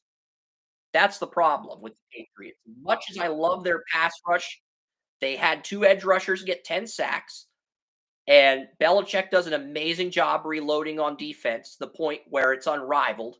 Even without A-tier players, even without stars, Belichick is such a defensive guru, he can just reload on defense. But I think Mac Jones may, and it's kind of sucks because what happened with Mac Jones is exactly what happened with who's the QB I'm thinking of? He was drafted after Bledsoe, Rick Meyer. Rick Meyer outplayed Bledsoe his rookie year, and then he sucked the next 2 years. But here's the thing: Mac Jones has such an admirable work ethic. He gets the Patriots practice facility at 4 a.m. I think that's when Brady got there. Sometimes Brady got there at 3:30, but Brady's accuracy and football intelligence was vastly superior to Mac Jones. No offense, but so I'm just saying, with Aaron Rodgers and healthy Tua, the Patriots have the worst QB in the division by a significant margin. And I'm not sure these stopgap additions are going to be enough. But they brought in Bill O'Brien, so we can't dismiss them. But unless they have a kick-ass draft, the Patriots, in my opinion, are a long shot this season. And I don't really think there's much else to say about the Patriots. I think we both agree on that. So should we just transition to the AFC West now? Because I feel like we've covered the East. All right, we talked about the Chiefs. Let's talk about the other teams. The Raiders replaced Carr with Garoppolo. They lost Stidham to Denver. Denver's probably made the most moves. I thought the Chargers have made the best moves, but the team that's made the most moves is Denver. McGlinchey's now the right tackle next to Garrett Bowles, and Ben Powers is your left guard. The Broncos did release Graham Glasgow, their center. So Lloyd Cushenberry, who was the starter during Denver's rookie year, sat out the last 2 years behind Glasgow. He is now going to be the starting center in a contract year. And your right guard is Quinn Miners, who's established himself as a solid starter. So that's Denver's starting offensive line. Much fucking better than anything that their quarterback has had over the offensive line the last half decade. Easily. Easily. You could argue this if Peyton Manning had this offensive line during Super Bowl 50, he would have matched 5,000 yards like he did in 2013. Like Peyton Manning broke Brady's passing yard record in 2013. I think he could break that record with this offensive line if he was still in his prime. And, Broncos are talking about trading Cortland Sutton or Judy, but I don't think they're going to go through with it unless they get a premium return because they know they can't trade one of those guys without getting a premium return. I think I think the Broncos genuinely want to move Sutton or Judy. At the same token, they're not going to trade one of those two unless they get a first round pick back. That's just Denver's thought process because they don't have a first round pick this year and they are hell bent on getting a first round pick. But I love what Sean Payton's doing. He's talking about how Denver, Denver. We need to make Denver like a concert type venue. And you can already tell Payton is changing the culture in Denver. And if Javonte Williams is healthy, who knows what happens with Denver? Because I think Denver is really interesting team. I mean, I don't know if they're going to be in this conversation for a wild card spot, but if McGlinchey and Powers play well, I can't rule them out. I mean, they've got Greg Dulcich as their new number one tight end. They have Judy, Patrick Sutton, Kendall Hilton, KJ Hamler, and Montrell Washington all healthy. Last year, Denver's backup receivers were dealing with injuries. They also brought in Samaj Perine from the Bengals to replace Marlon Mack, Latavius Murray, and Chase Edwards, and the other running back from Melvin Gordon. So they had multiple guys replacing Williams. They bring in Perine and Stidham on offense. So I like what Denver's done on offense. And that's just the offense. On defense, they brought in Zach Allen to be their 34 left end. And they brought in Jonathan Harris from Chicago, the Bears defensive tackle, I think, to be their new 34 right end. And they extended Singleton. So Singleton's playing with Jewell. You have Randy Gregory and Baron Browning as your edge rushers with Bonito. You have Caden Stearns replacing Kareem Jackson. And Kawan Williams, former 49ers nickelback, is Denver's new nickel corner with the Broncos replacing Ronald Darby. I would bring in another corner to challenge Kawan Williams for the nickel corner, but you can do that with one of your third-round picks. You can get Trevius Hodges Tomlinson, that 5'7" corner from TCU. I think he'd be good competition for Kawan Williams. Maybe he learns under him for a year, and then he becomes Denver's nickelback. I mean, that is a possibility. I don't think Denver's that far off. But again, if Denver's going to turn things around, both Ben Powers and McGlinchey have to step up. If McGlinchey has lapses like he did during last season, Denver's only going to win 5 to 7 games at best, even with Sean Payton. I mean, they got Joe Lombardi and Vance Joseph as the coordinators. So I'm not saying they can't do it. I just think they're in a really tough division. And 5 to 7 wins may be the ceiling. I mean, if McGlinchey plays well, you're talking about 7 to 9 wins. But if he doesn't, you're looking at 5 to 7. I think Denver's record was 5-12 last year. I'm looking that up right now. I think it was 5-12, but I am going to confirm. Yeah, they were 5-12. So I think they can go 7-10 with this lineup if everybody's healthy, because injuries are what killed Denver. I think Denver actually started 2-1, but Garrett Bowles and Javonte Williams both suffered season-ending injuries against the Niners in Week 3, and that essentially ended their season. I mean, let's face it, they didn't have anyone else besides Bowles that could block, and that pretty much crippled their season. What do you think of these moves? Because I love the Kendricks move. That is my favorite signing, but I feel like Denver's done the most during this free agency period.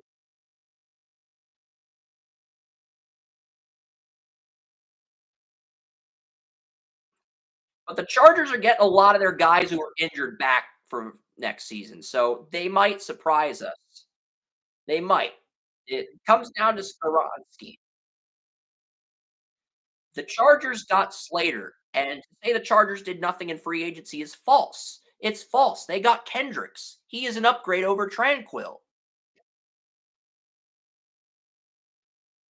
They re-signed their core guys. They brought back Trey Pipkins at right tackle. They're getting Slater back. They're moving Salier inside to replace Filer. And let's face it, Salier was good when Slater was injured. Now he's going to be replacing Filer.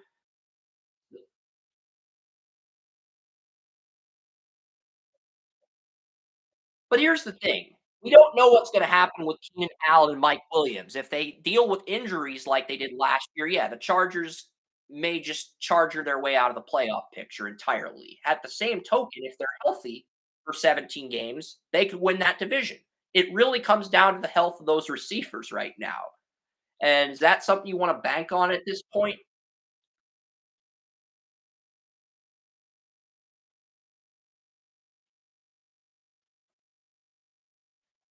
Oh, and Eckler wanted an extension, but the talks broke down, and now Eckler's saying he's open to a trade. So, if the Chargers trade Eckler, they're going to charger their way out of winning the AFC West. So even when we think the Chargers have it figured out, they do something stupid like trading Eckler in a contract year. That could be the move that chargers them out of the division. I mean,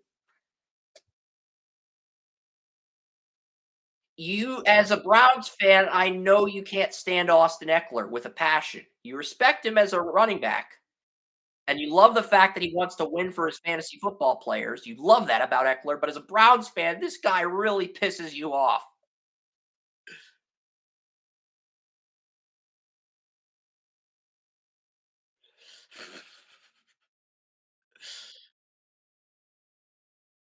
And that's the thing, like, there's a lot.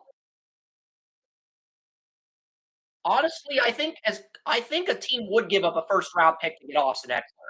I don't think because Eckler's 27. He's the same age McCaffrey is, and he's had 2 consecutive good seasons. So,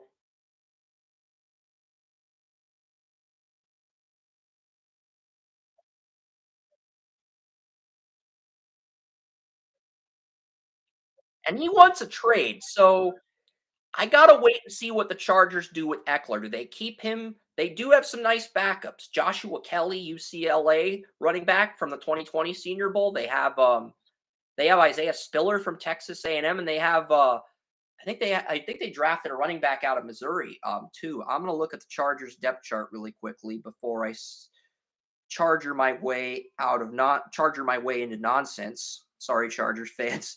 The puns are warranted, but yeah, Eckler and Kelly are the top 2 running backs. Spiller's the third stringer, and Larry Roundtree, the third from Missouri, is still on the active roster.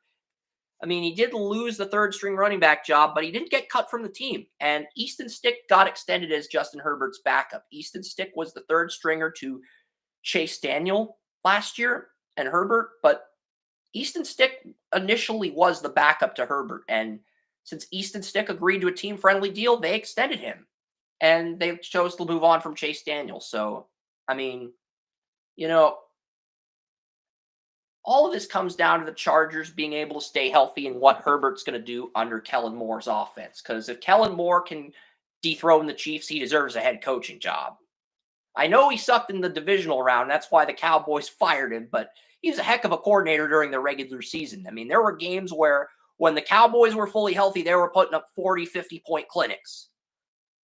Chargers can do that if their receivers stay healthy, but that's the $1 million question right now. And because the Chargers don't have a lot of salary cap money, you're not necessarily sold on them being able to do that, especially with all the draft capital the Chiefs have in rounds 1 through 7. Chiefs being the only team in rounds 1 through 7 to have a pick in every single round. That is a hell of an achievement, Joey. I mean, you can't sugarcoat it. That's why you can't dismiss the Chiefs yet. I don't think they repeat personally, but they have a draft pick in rounds 1 through 7. And if Veach works his magic again, you can't rule them out. All right. I'm still in the mood to knock out the NFC. Fuck it. I don't care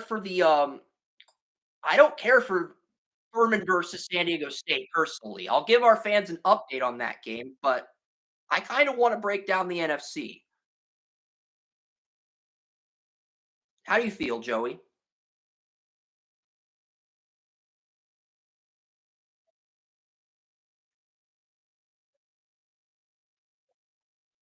How about this? How about we go until 1 p.m. and we call it a day? We can do we can either talk about some college basketball until 1, or we can break down the NFC next week along with the MLB playoff previews. I'll let you choose because it's 12:20 right now.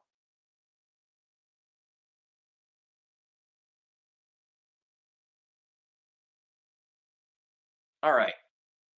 We'll have some fun and we'll break down the NCAA tournament because I think that's what a majority of our audience came here for. And, you know, as fun as it is to talk about football all the time, I mean, if we just talked about football, we'd be here all day.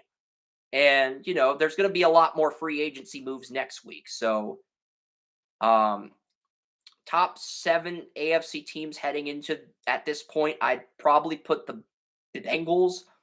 I would put the I would put the Bills. I would put the Jaguars at 1, the Bills at 2, the Bengals at 3, only because the Bengals, we don't know what they're going to do. If they keep their offensive line, the Bengals are 1 or 2 at the very worst. If the Bengals don't keep their offensive line, they could drop to 3 or 4 potentially, depending on how healthy the Chargers are. Chiefs would be my top wild card, but then you can make an argument for the Jets, the Steelers, the Browns, because Steelers and Browns both have easy strength of schedules next year. And you can make an argument for the Jets and shit. You can might even make a case for the Broncos if McGlinchey and Powers step up.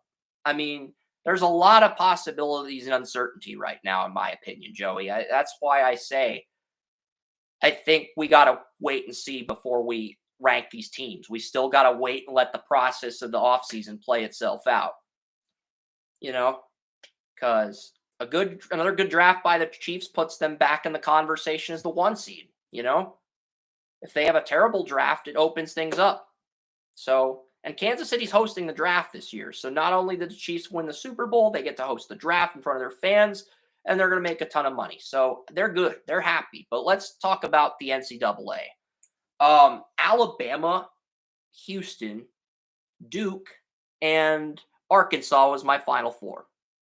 Wes Langley and I had the same Final Four. Never in my history of doing March Madness have I had an employee, coworker, or just a basketball aficionado, basketball fan, have the exact same Final Four as me. And I've been doing Final Four brackets for fun every year since 1999. Jason Bantle has 3 of the Final Four teams that Wes and I have, except he has Gonzaga instead of 8 seed Arkansas.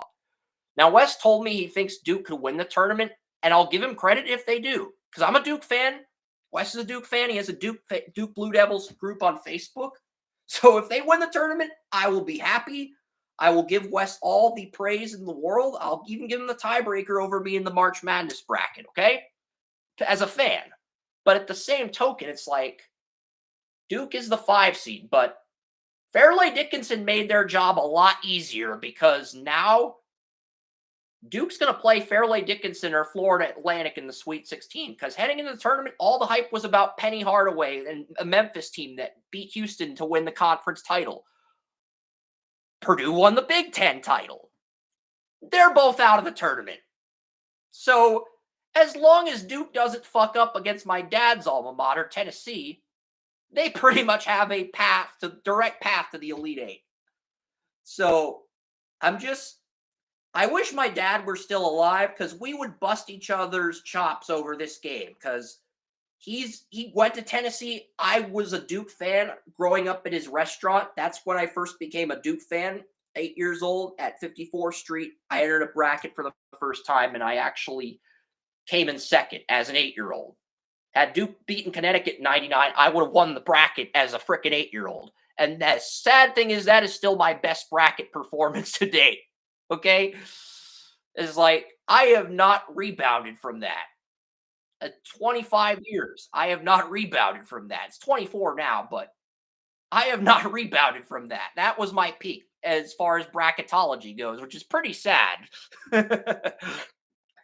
I mean, that was my peak in terms of accuracy for March Madness. But Alabama has 2 NBA players, including Brandon Miller, the top college player in most NBA mock drafts.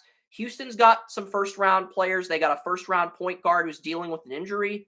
And they got that forward that you absolutely love. So so I picked them, and I even told you when we were talking NBA draft a few weeks ago, I think it's going to be Alabama and Houston the title game. And the Final Four is in Houston this year. So I have Alabama going into Houston, where there's going to be Houston Cougars fans cheering left and right, and they're going to win. Nate Oates, they are going to break the hearts of Jason Bandel has the Houston Cougars winning his bracket. Okay. And Houston Cougars head coach, I like the Houston Cougars head coach a lot. I think he has done an incredible job with their Kelvin Sampson. I think Kelvin Sampson used to be a big time coach in another program. And I really like what Kelvin Sampson's done with Houston. He's done an incredible job with this team. Yeah, he was the coach in Oklahoma and Indiana for a few years. Then he went to the NBA as an assistant for the Bucks, and then he was an assistant with the Rockets for 4 years. So 8 years of experience as an NBA assistant head coach. Then he returns to Houston as a head coach, and he's been their coach for 10 years. And Houston has their best team in a long time. And it reminds you of their 80s teams. Like, I'm just saying. I remember you talking about Houston a few weeks ago. I mean, what are your thoughts on this team? Because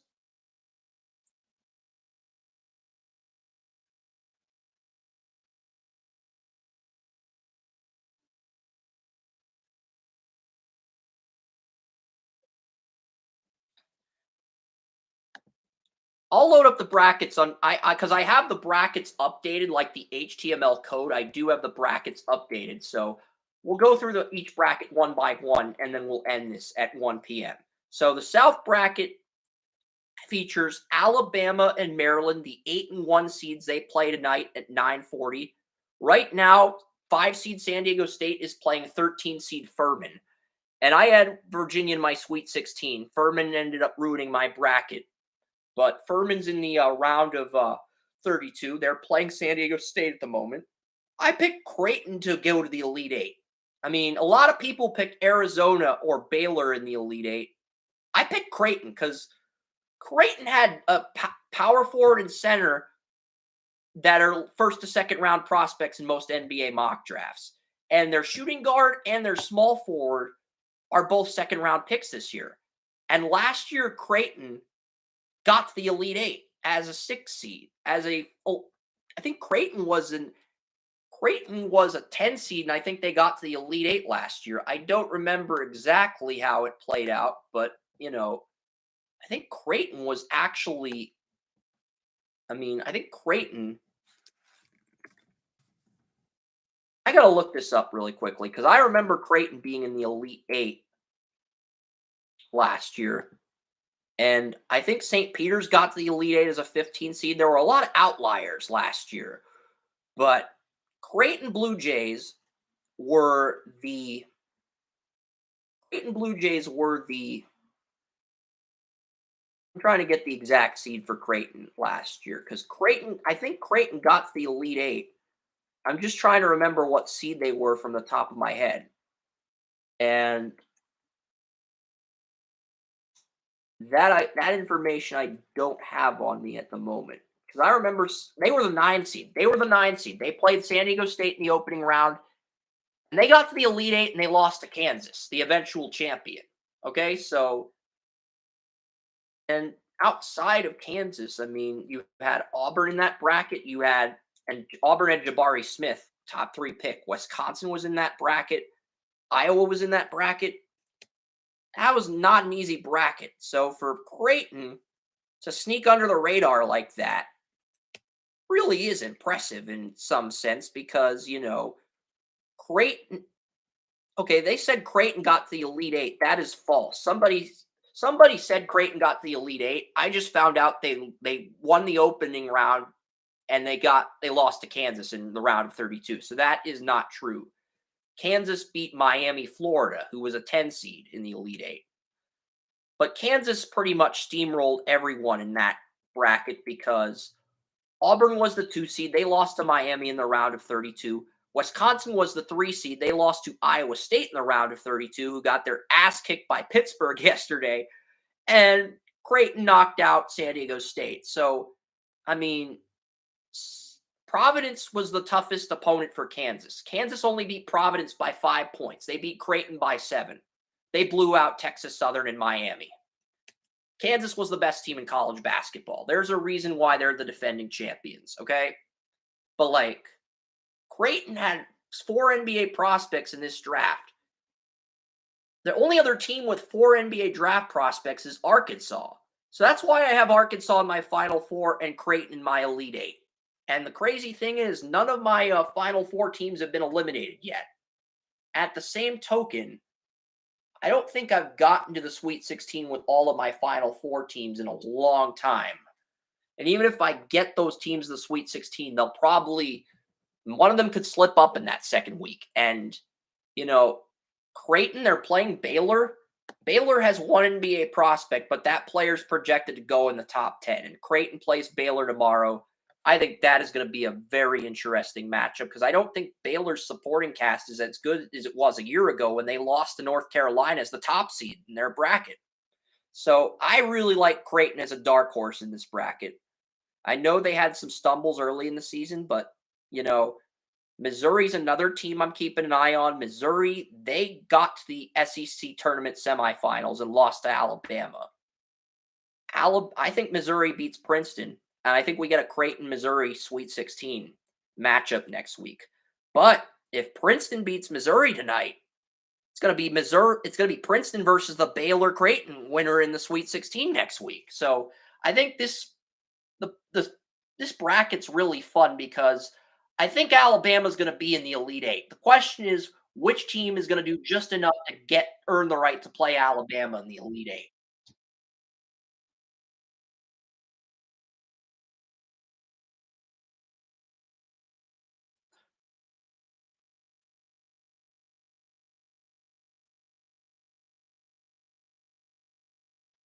Andrew Kermish is picking the win. I think Wes is picking the win. Brian Bayless. Everybody's picking Alabama to win. I think Lisa and Jason were the only ones to pick Houston, but Alabama and Houston are by far the most popular picks this year. So,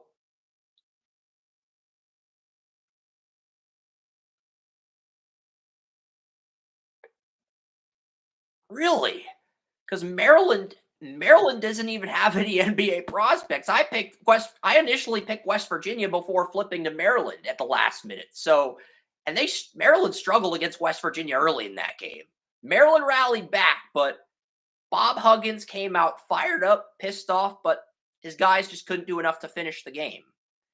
And you know, Maryland, they go from being the first team to play in the tournament in the round of 64 to the last team to play tonight. So they have more time to prepare for Bama compared to the other teams in the round of 32.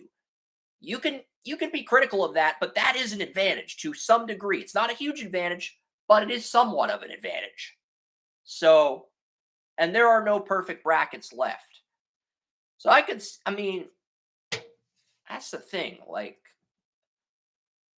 Alabama has some good forwards, but Nate Oates, he's a math teacher, and Nate Oates tells Alabama's guys, just focus on the short range. Do not focus on three-pointers. Alabama actively avoids trying to shoot three-pointers, and they only shoot mid-range shots situationally. So that's the thing. Like, they beat the crap out of Texas A&M in the SEC title game. They have the best player in college basketball. I don't see any reason to pick against Alabama, but, you know, you like Maryland. If Maryland knocks off Alabama, who would be your other team to play Maryland in the Elite Eight? I think Creighton stands out. I know the consensus is rolling with Baylor, but I think we could see Creighton or Missouri get to the Elite Eight. I would pick Missouri over Baylor because Missouri actually got to the semifinals of the SEC tournament, despite being a long shot. And if Missouri had another NBA prospect, I would consider picking them over Baylor. But I feel like the Creighton NC State winner is going to get to the Elite Eight. I do. I think the Creighton Baylor winner of tomorrow night's game is in prime position to get to the Elite Eight. In a sense, I feel like that those are the two best teams outside of Bama. If I were ranking the top 5 teams in the brackets, Bama would be 1, Creighton 2, Baylor 3, and then I would be torn between Missouri at 4. I really couldn't pick between the remaining 4 teams. I honestly couldn't. Maybe I'm not respecting them enough, but I'm just curious of the remaining teams. Creighton, Baylor, Missouri, Princeton. Who's your challenger to Maryland? If Maryland gets by Alabama, how far do they go? And you think there's another team in this bracket besides Maryland that can make some noise?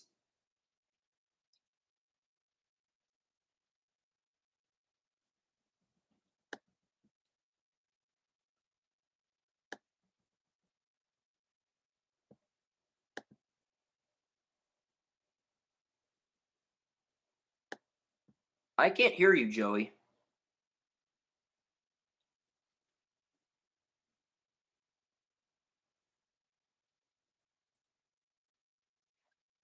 Is there a better team besides Maryland in this bracket? I mean, you've got Creighton and Baylor. I talked about how Creighton had 4 NBA draft eligible prospects. They made the round of 32 last year.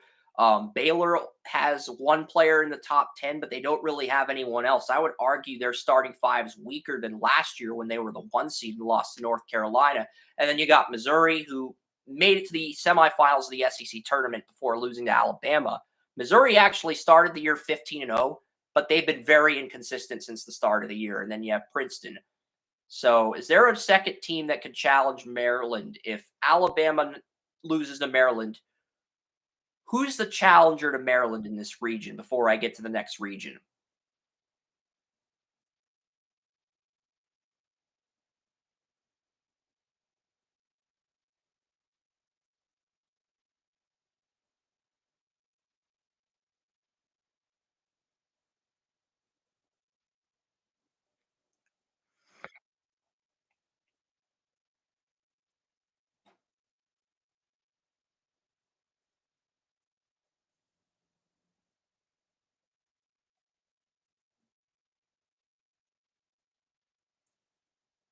I'm saying the Creighton Baylor winner's probably going to make the Elite Eight, regardless of who wins that game. I think those are the 2 best teams besides Alabama. And Maryland would most likely have to face one of them. But I do think Maryland, to your point, I do think Maryland, if they beat Alabama, they could get to the Elite Eight because right now, Furman and San Diego State are tied at 17. Neither team is pulling away in that game. And, neither team ha- neither team's best players have gotten things going offensively. Now San Diego State hit a 2-point shot, and so far San Diego State's hit 50% of their field goals. They're 0 for 3 on 3-point shots, San Diego State, but they're 3 for 3 on free throws. I don't think either team has an NBA prospect on their. I don't think either team has an NBA prospect on their roster. So that honestly, Maryland could beat either one of these teams in the Sweet 16 next week. I really believe that. I think Maryland could beat either San Diego State or Furman if they were to knock off Bama tonight.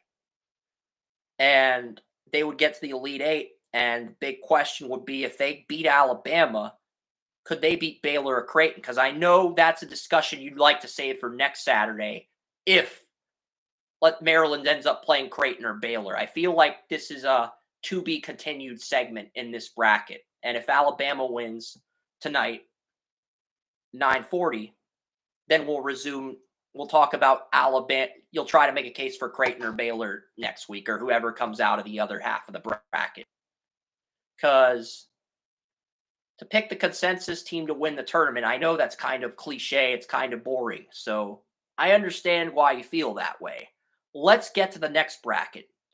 Houston Cougars are the undisputed 1 seed, but I would argue their bracket's much tougher than Alabama's. Okay, in this bracket, you have all of the top 5 teams are still in the tournament. Texas ended up beating Kansas to win the Big 12. They're still in the tournament. Xavier is the 3 seed in this bracket. The Indiana Hoosiers are the 4 seed. The Miami Hurricanes are the 5 seed after a narrow win over Drake. And then Pitt knocked off Mississippi State in the play-in game, and they beat Iowa State to get to the next round. The Pitt Panthers. I live in Pittsburgh, and my history teacher talked about his son-in-law. My seventh grade history teacher talked about his son-in-law going to Rivers Casino on St. Patrick's Day for the bachelor party. And he talked about how loud and energetic those Pitt fans were after they beat Iowa State. And Iowa State, they've had some NBA prospects the last few years. And Pitt, I've seen them against Georgia Tech. I've seen them, what they can do. I mean, Pittsburgh, they're going to be playing at 12-10 tomorrow against Xavier. And Xavier struggled against Kennesaw State. Like, Kennesaw State put up a fight against Xavier. And until the end of that game, it looked like Kennesaw State could steal that one. So, I'm kind of curious because I think you can make an argument that this is the toughest bracket of the four. Because Miami's got a good starting five. Even though they don't have an NBA player in the top 60, they have a good starting five. Indiana's probably got the most NBA talent outside of Houston. Texas won the Big 12, and Xavier is my mom's pick to go to the Final Four. And Penn State and Pitt are both in the round of 32. I think this is a really compelling bracket. I'm still picking Houston, but keep an eye out on Indiana and Xavier. Who do you like in this bracket? Like, who are your top two teams? Because I think Houston's got to be one of the top two teams in this bracket. But I think if Indiana gets to the Sweet 16, both Indiana and Houston have 2 first-round picks.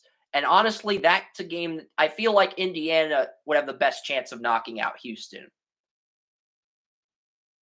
We'll get to the other 2 brackets shortly, but I kind of want to get your thoughts on this.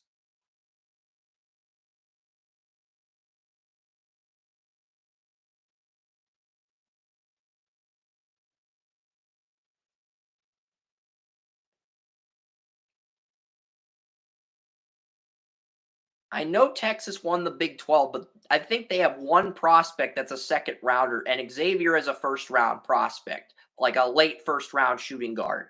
So they're going to have to run into a team with a really good defensive shooting guard if they're going to be beaten. And I think Houston's the only team that has a really good defensive shooting guard. I mean, Texas had a coaching change midseason. Pitt's got a lot of seniors / veteran players. I think Pitt will be the toughest test for Xavier. But if they win that game, I think they'll beat Texas. They'll go back. They'll make some adjustments. They'll beat Texas. I have Xavier in the Elite Eight, Houston. I think Joey pretty much agrees with me on Houston and Xavier in the Elite Eight, which is why he really hasn't said much. We'll move on to the third bracket. Now, here is the bracket I had the most drama occurring in. Okay. I had Arkansas beating Kansas to win. I think I had Arkansas beating Kansas to win this matchup. But that's not all. I have Connecticut in the Sweet 16. I have Gonzaga in the Sweet 16, and I have UCLA, despite their injuries, in the Sweet 16. They, even with some of their starters injured, they still beat UNC Asheville pretty convincingly. I'm looking at UCLA. UCLA lost that Final Four game to Gonzaga 2 years ago when Gonzaga was undefeated. I'm looking at UCLA. I'm looking at an Arkansas-UCLA Elite Eight. And I got Arkansas winning because of UCLA's injuries. So, yeah, I've got the Arkansas Razorbacks in the Final Four as an 8 seed. But if Kansas wins this game against Arkansas, Kansas is in position to repeat. I think the most compelling game in this bracket has to be Arkansas versus Kansas, easily, because Creighton and Arkansas are the only 2 teams with 4 NBA draft prospects, and you got Arkansas going up against the national champion Kansas Jayhawks. And Bill Self has been having some heart problems. That's why he didn't coach in the Big 12 tournament. That's why he didn't coach on Thursday. This is going to be Bill Self's first game back from a heart condition.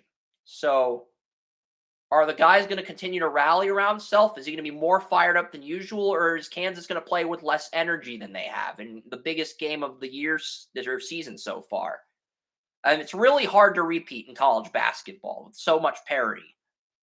And you've got I think UCLA's got a few decent starters as well. And so does Gonzaga. Gonzaga's got like 3 starters. UCLA's got 3 or 4 starters as well. So this bracket, I think this bracket with Kansas, Arkansas, you can make a definitive argument that this is the toughest bracket to pick. I mean, that's the thing. Like, I think the 2 brackets on the right are the toughest to pick, but who do you, my mom has Kansas in the Final Four, the championship game. Jason Bantle had Gonzaga. I don't think anyone picked UCLA in this bracket at all. I think my friend from high school who I'm hanging out with picked UCLA, but that's it. Nobody else picked UCLA. Okay? They didn't. So it's like, and that's because 2 of their starters are playing through injuries. And I think they might get to the Elite Eight, but I think Kansas or Arkansas, whoever comes out of that game, is pretty much going to win this bracket. That's pretty much where my thought process is. Because I don't know how Kansas is going to perform. Are they going to play with less energy in Bill Self's first game back from a heart's condition, or are they going to play with more energy and go on a run and try to repeat? Like, that's really the big question with this bracket. And it's probably the most compelling argument you can make.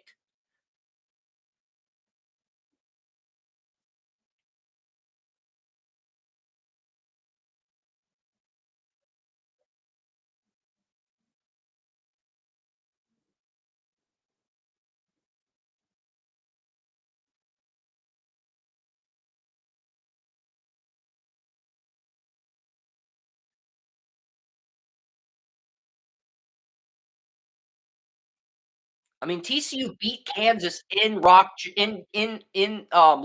Kansas, where the Kansas Jayhawks play basketball. TCU beat Kansas on the road. So, I mean, if you count the TCU Gonzaga game, I think this is also the only bracket to have all the top seeds win. Kansas was 1, Arkansas was 8, St. Mary's was 5, Connecticut 4, TCU 6, Gonzaga 3, Northwestern 7, and UCLA 2.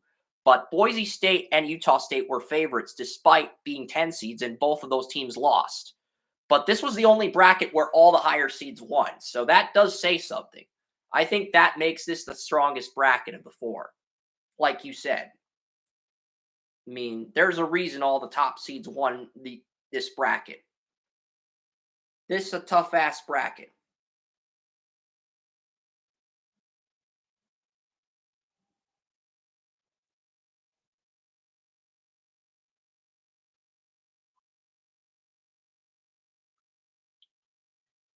Yeah, I agree. I mean, I think Arkansas. If Arkansas gets the Final Four, that might be the one team Houston matches up well with. But I think you can make a case for UCLA over Houston, Gonzaga over Houston. You can make a case for Kansas over Houston. But, Final Four is in Houston, Texas this year. So the Houston Cougars will have a home field advantage if they get to the Final Four. But they'll also have to play one of these powerhouse teams in that Final Four. So can they rise to that pressure, that occasion? Because I think Houston was in the Final Four a few years ago. No, I think that was the 2021 Final Four. They played Baylor and lost, I believe. Because I believe last year you had Duke, North Carolina, and then Kansas played someone. I forget who Kansas beat in the Final Four. But, Kansas did win the national title. I remember that.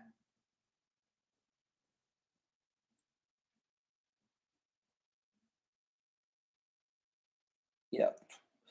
Kansas played Villanova. It was a 1 versus 2 seed matchup in the Final Four. So Kansas beat Villanova in the first game. And the year before that, Baylor, Houston, and Kelvin Sampson played Baylor, the eventual national champions. So that was the year Gonzaga went 30-0 and lost the title game. They basically did what the Patriots did. But, I think this is I think Alabama will win if the other teams from the right side of the bracket tire each other out. That's Alabama's best chance to win. But I look at this bracket You think the top bracket's the weakest. I think this bracket might be the weakest now because Fairleigh Dickin and Florida Atlantic were two teams that I did not expect to get past the round of 64. They both won. Memphis and Penny Hardaway and their five-star recruits are out of the tournament. Purdue is out of the tournament despite winning the Big Ten. Tennessee beat Louisiana. A lot of people were picking Louisiana as an upset because Tennessee's point guard suffered a season-ending injury. So a lot of people were picking Louisiana as an upset team, but Tennessee's defense stepped up. And, I think Duke's going to beat Tennessee because of that. And I think Duke pretty much has a pathway to the Elite Eight. But can anyone on the lower half of the bracket beat Duke in the Elite Eight? You have a Kentucky team that's recruited well, coached by John Calipari as the sixth seed, underachieved in the regular season, but can make up for it with a strong tournament run. You have a Kansas State team that got the 3 seed despite not winning the Big 12. You have a 7 seed Michigan State team. Tom Izzo's made the NCAA tournament 25, 26 years in a row now, which is just unheard of. I mean, I think he's been in the tournament every year dating back to 97 or 98, which is just freaking unheard of with Coach K retiring now. And if Izzo can get past Marquette, I can't rule out the possibility of them making a run because Marquette has Shaka Smart. Shaka Smart was the coach on Virginia Commonwealth when they made their run to the Final Four a few years ago. And Shaka Smart got fired from Texas.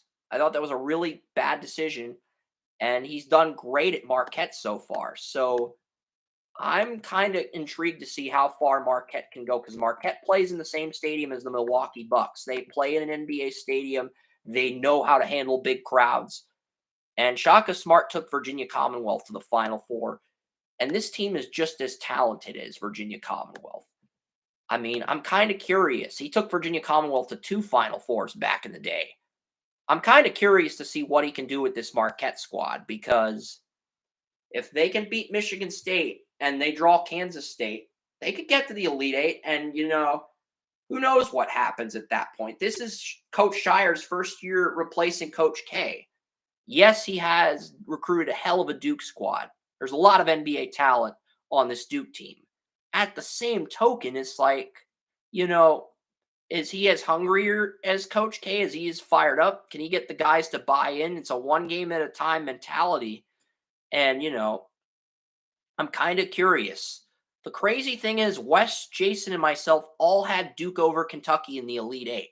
We look smart now because, Purdue got eliminated, and Memphis got eliminated, and Tennessee's got an injured point guard. So, really, I don't see a team in the top half of Duke's region between Tennessee, Florida Atlantic, and Fairleigh Dickinson that poses a threat to Duke. I look at the bottom half, I see Kentucky, I see Kansas State, I see Michigan State with Izzo, who's always been a thorn in Duke's ass over the years, and I see Shaka Smart with the 2 seed Marquette, and I'm saying, can any of these 4 teams generate enough traction to knock out the Duke Blue Devils, who have the most NBA prospects of the teams in this pool of 3? Can any of them do enough to keep Duke from getting to Houston? And that's really what I think this bracket comes down to. I think this bracket's a little more exciting than the Alabama bracket, but it's also the weakest bracket outside of the Alabama bracket, which I think you'd agree with that assessment now that Purdue's out of the tournament. Because, I mean, that was Purdue getting knocked out. That was a huge surprise. That pretty much eliminated every perfect bracket in the country. Who do you like in this bracket before we wrap up?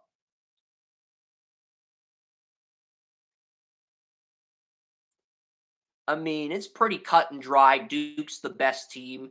I boldly picked Kentucky, but I think regardless of who comes out of it, everybody at Draftutopia came to the same conclusion that Duke's the team to beat in this bracket. And I think that's going to show once again this year. So if we're wrong, we'll talk about it on next week's podcast because next week we're going to have NFC free agency. We're going to break down the Elite Eight games, and you're going to get an MLB playoff preview. You won't see us talk about as much soccer as we usually do. So, yeah. And I think the other game is at halftime. The first game of March Madness is currently at halftime. Ooh, okay. For It was tied at 17-17. San Diego State went on a 13-0 run before Furman hit a basket. So San Diego State looks like they're pulling away from Furman. So that is a spoiler alert. I haven't watched any of the game yet. There's about 3 minutes left in the first half. I'll watch the second half because I think we're in agreement, Joey, with all the March Madness games. Even if we do another hour of this, it's like more people are going to be tuned into March Madness than this podcast. But I'll definitely promote the live stream, and we'll see what happens from there. Because if people like the live stream, the video on YouTube, I'm open to promoting that as well as linking the podcast after the show. So, we'll see how this goes. And I think next week will be more productive because we'll only have to break down 4 college basketball games, the MLB playoffs, and we get the entire NFC bracket, the entire NFC free agency. And I'm sure there's going to be some AFC moves next week, especially if like DeAndre Hopkins goes to an AFC team or Lamar Jackson gets traded. That'll take precedent over the NFC, unfortunately. I don't think it'll happen, but the NFL might be sick of college basketball getting all this attention. So they may try to shake things up this week because most of the free agency moves happen in the first week, but some of the bigger moves, they don't necessarily happen right away. And pro days are going to begin next week too. I mean, Richardson's pro day is in 2 weeks, but Levis, Stroud, and Bryce Young's pro days are all next week, Joey. So we could talk about that too for next Saturday. I mean, think about it. We could pretty much break that down. I mean, I can't say Bryce Young won't be number 1, but my gut's telling me it's going to be Stroud or Young if Carolina stays at 1. But any final thoughts before we wrap this up? Because we are going to wrap this up in 3 minutes. We got our talking points for next week already. What? Go ahead.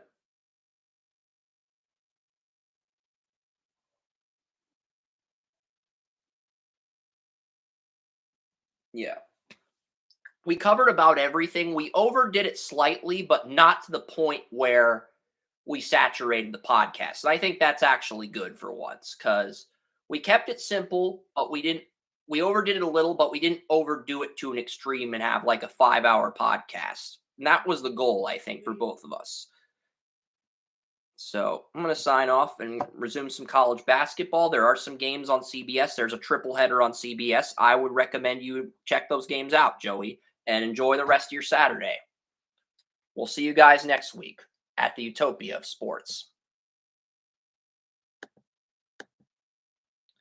Thank you guys for listening to the live stream on YouTube. For more YouTube content, subscribe to Draft Utopia. You can also follow us on Twitter at Draft Utopia. Go to facebook.com/Draft Utopia. And I've got a website, draftutopia.com. I'm going to update. I'm working on a mock draft. I've got it, the order pretty much finalized, typed in. So, yeah, I'm going to sign off. And I'm at a friend's house, which is why it's hard to see my face. I'll be back at my apartment next week. It's much tidier.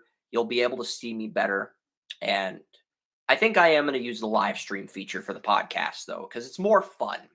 Now, there's other things I need help with, like getting guests on the live stream, adding like articles, because I want to be able to read articles like Timcast and what Geeks and Gamers do. I want to have the ability to read articles if I think they're good or compelling. I just don't know how to do that. And if anyone can help me with that, that'd be fantastic. So I'm going to sign off and enjoy the rest of my day. And thank you guys for listening to the very first live stream of Draft Utopia on YouTube. So long from the Utopia of Sports.